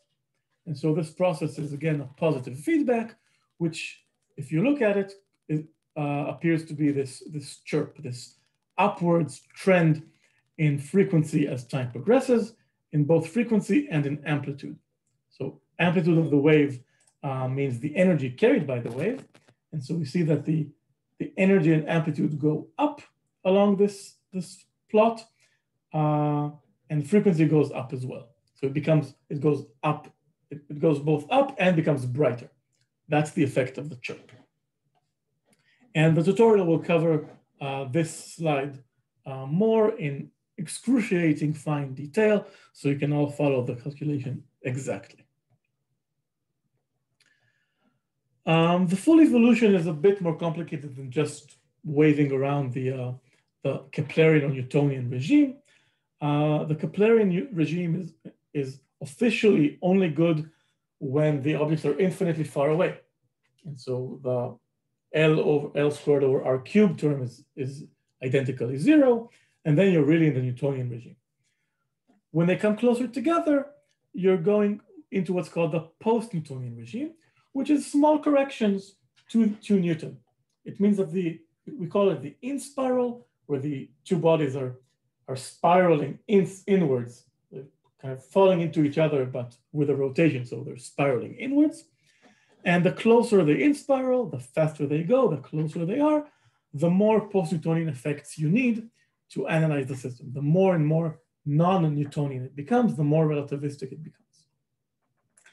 But that's a regime that we know well, and we can calculate it very well. And this is good enough, for example, for the binary pulsar, when they are still only losing 76 microseconds out of a 8-hour period. So you understand it's still a very small effect. It's mostly non-relativistic, or in the non-relativistic limit of relativity. On the flip side, once they have merged with each other, we have this very, very perturbed, unstable system, or this nonlinear system of GR, until the system quenches down to some final object, which is almost a Kerr black hole with minor perturbations on it. That's called the ring down, and we have good theory for that as well, and have since the 80s, the theory of quasi-normal modes and quasi-normal perturbations of Kerr black holes. The Tucholsky equation describes them, and we've known that for 40 years now. The middle part is the difficult one. And this is a cartoon by Kip Thorne, himself a Nobel Prize winner for the discovery of gravitational waves. The cartoon is from 1999, and he was showing it a lot at the time, describing what LIGO would measure when it's operational. And he was showing that the in-spiral is something that we can model very well in perturbation theory of Newton's laws. The ring down we can model very well in perturbations of a Kerr black hole. But the middle we had basically no idea about, and it was kind of a here be dragons type cartoon. This was true until 2005, with the first breakthrough in numerical relativity, that is simulating the full Einstein's equations on a supercomputer for two black holes and following how they orbit each other and how the whole fields of G mu nu evolves with them and around them. And this was done for the first time in 2005 for just one orbit. And since then, it's been 16 years, and we now have almost 50 orbits of these systems evolving. It's still very, very hard to do. It took a long time to develop. It takes a very long time to run, even weeks and months per simulation. But now we have it. And we have other approximations based on it, like analytic models and semi-analytic models, effective models, effective one-body models, and other approximations which are still being actively developed. And they really allow us to plot out a full waveform, the full evolution of a system of emitting gravitational waves and what the waves should look like.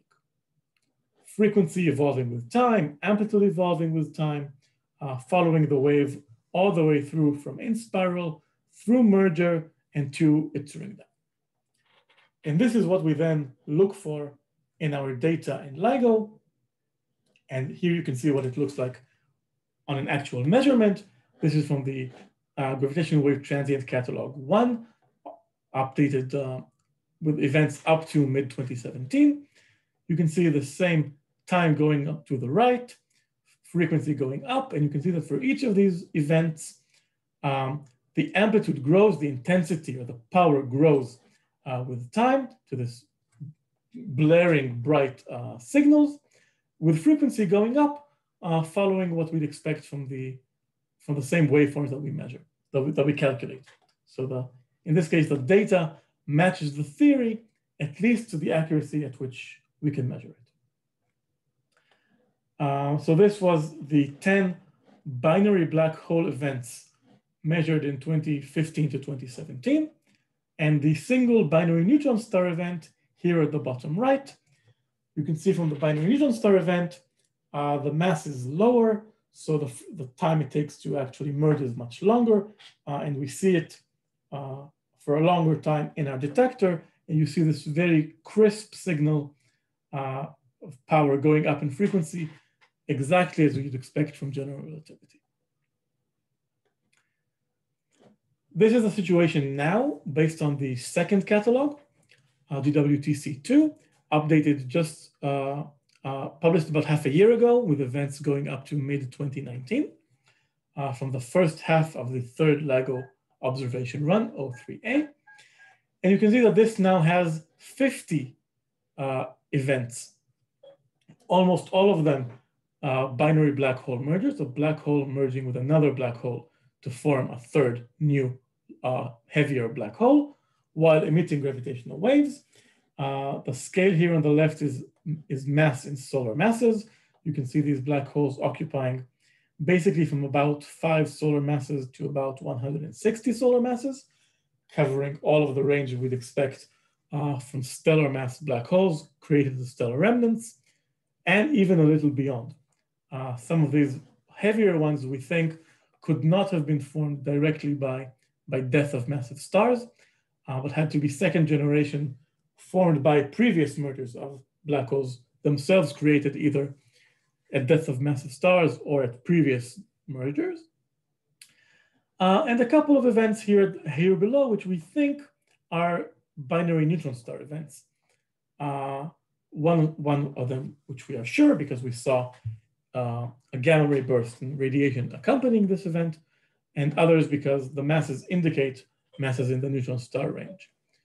We'll talk more maybe about this plot and binary neutron star mergers in 2 weeks when we talk about astrophysical explosions. But this is basically a map of the field as it's looking today. With gravitational waves, we've mapped already about 50 binary mergers with gravitational waves. The last slide is kind of looking into the future. I mentioned 3 detectors, 2 LIGOs in the US, 1 Virgo in Italy, and CAGRA in Japan. There are other planned detectors. One is being developed in India. They're going to kind of complete the terrestrial gravitational wave network along with newer ones, Cosmic Explorer and the Einstein Telescope, which were supposed to cover the frequency ranges of mergers of binary black holes created from dying stars or dead stars. There is also a plan for space-based detectors. Pictured here is LISA, which is the European-American NASA ESA satellite system, which is supposed to discover gravitational waves at lower frequencies, matching higher masses, supermassive black holes. And we're also following using pulsars in the universe to try and track really low frequency gravitational waves reminiscent of the early age of the universe, its stochastic background, and even going back further to studying the Big Bang and the evolution of the universe. So these gravitational waves have gone through a long way from Einstein predicting them and then changing his mind about them to being established first theoretically, then observed indirectly in the 80s, and finally observed directly for the first time in 2015, getting the Nobel Prize as well for that in 2017, and now already having discovered 50 separate systems of gravitational waves from merging binaries. Any questions? Yeah, I have questions about the earlier slide. What are the purple black holes? They don't seem like they merge with anything, just stand there. The purple black holes are black holes which we know from electromagnetic observations.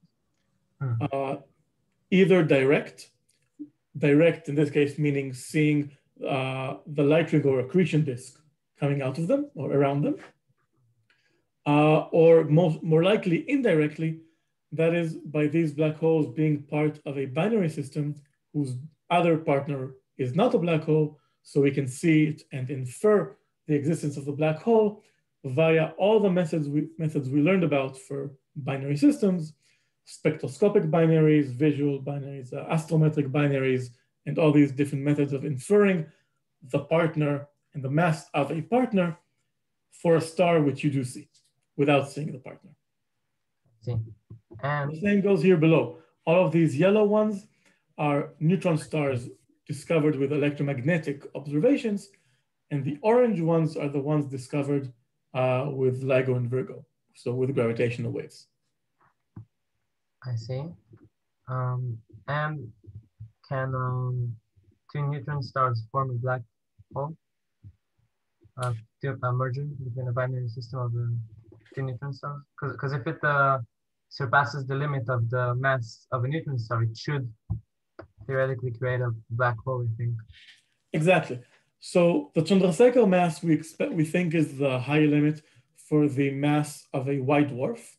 Above that, we think it has to change into either a neutron star or a black hole. There's an equivalent limit for a neutron star, which is not known exactly. We call it the Tolman-Oppenheimer-Volkov limit, but we don't know exactly what it is because we don't exactly know the internal composition of a neutron star.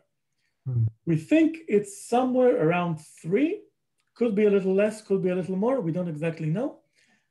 These kind of observations are indicating this gap, right, between about the observations stop a little above 2 of neutron stars, and we start finding black holes a little under 5. So we think that's because there's this gap in between where neutron stars can no longer exist and you must have black holes. And we think that if two neutron stars merge when their total mass combined is more than the limit, then they can't leave a neutron star remnant, but it will itself turn into a black hole. Okay, I see. And we think that the binary neutron star systems we saw actually did this. They surpassed the limit, but we don't have any indications of a black hole remnant because black holes are notoriously hard to find when they're on their own. They're black. Yes, I see. Okay, thank you. Any more questions?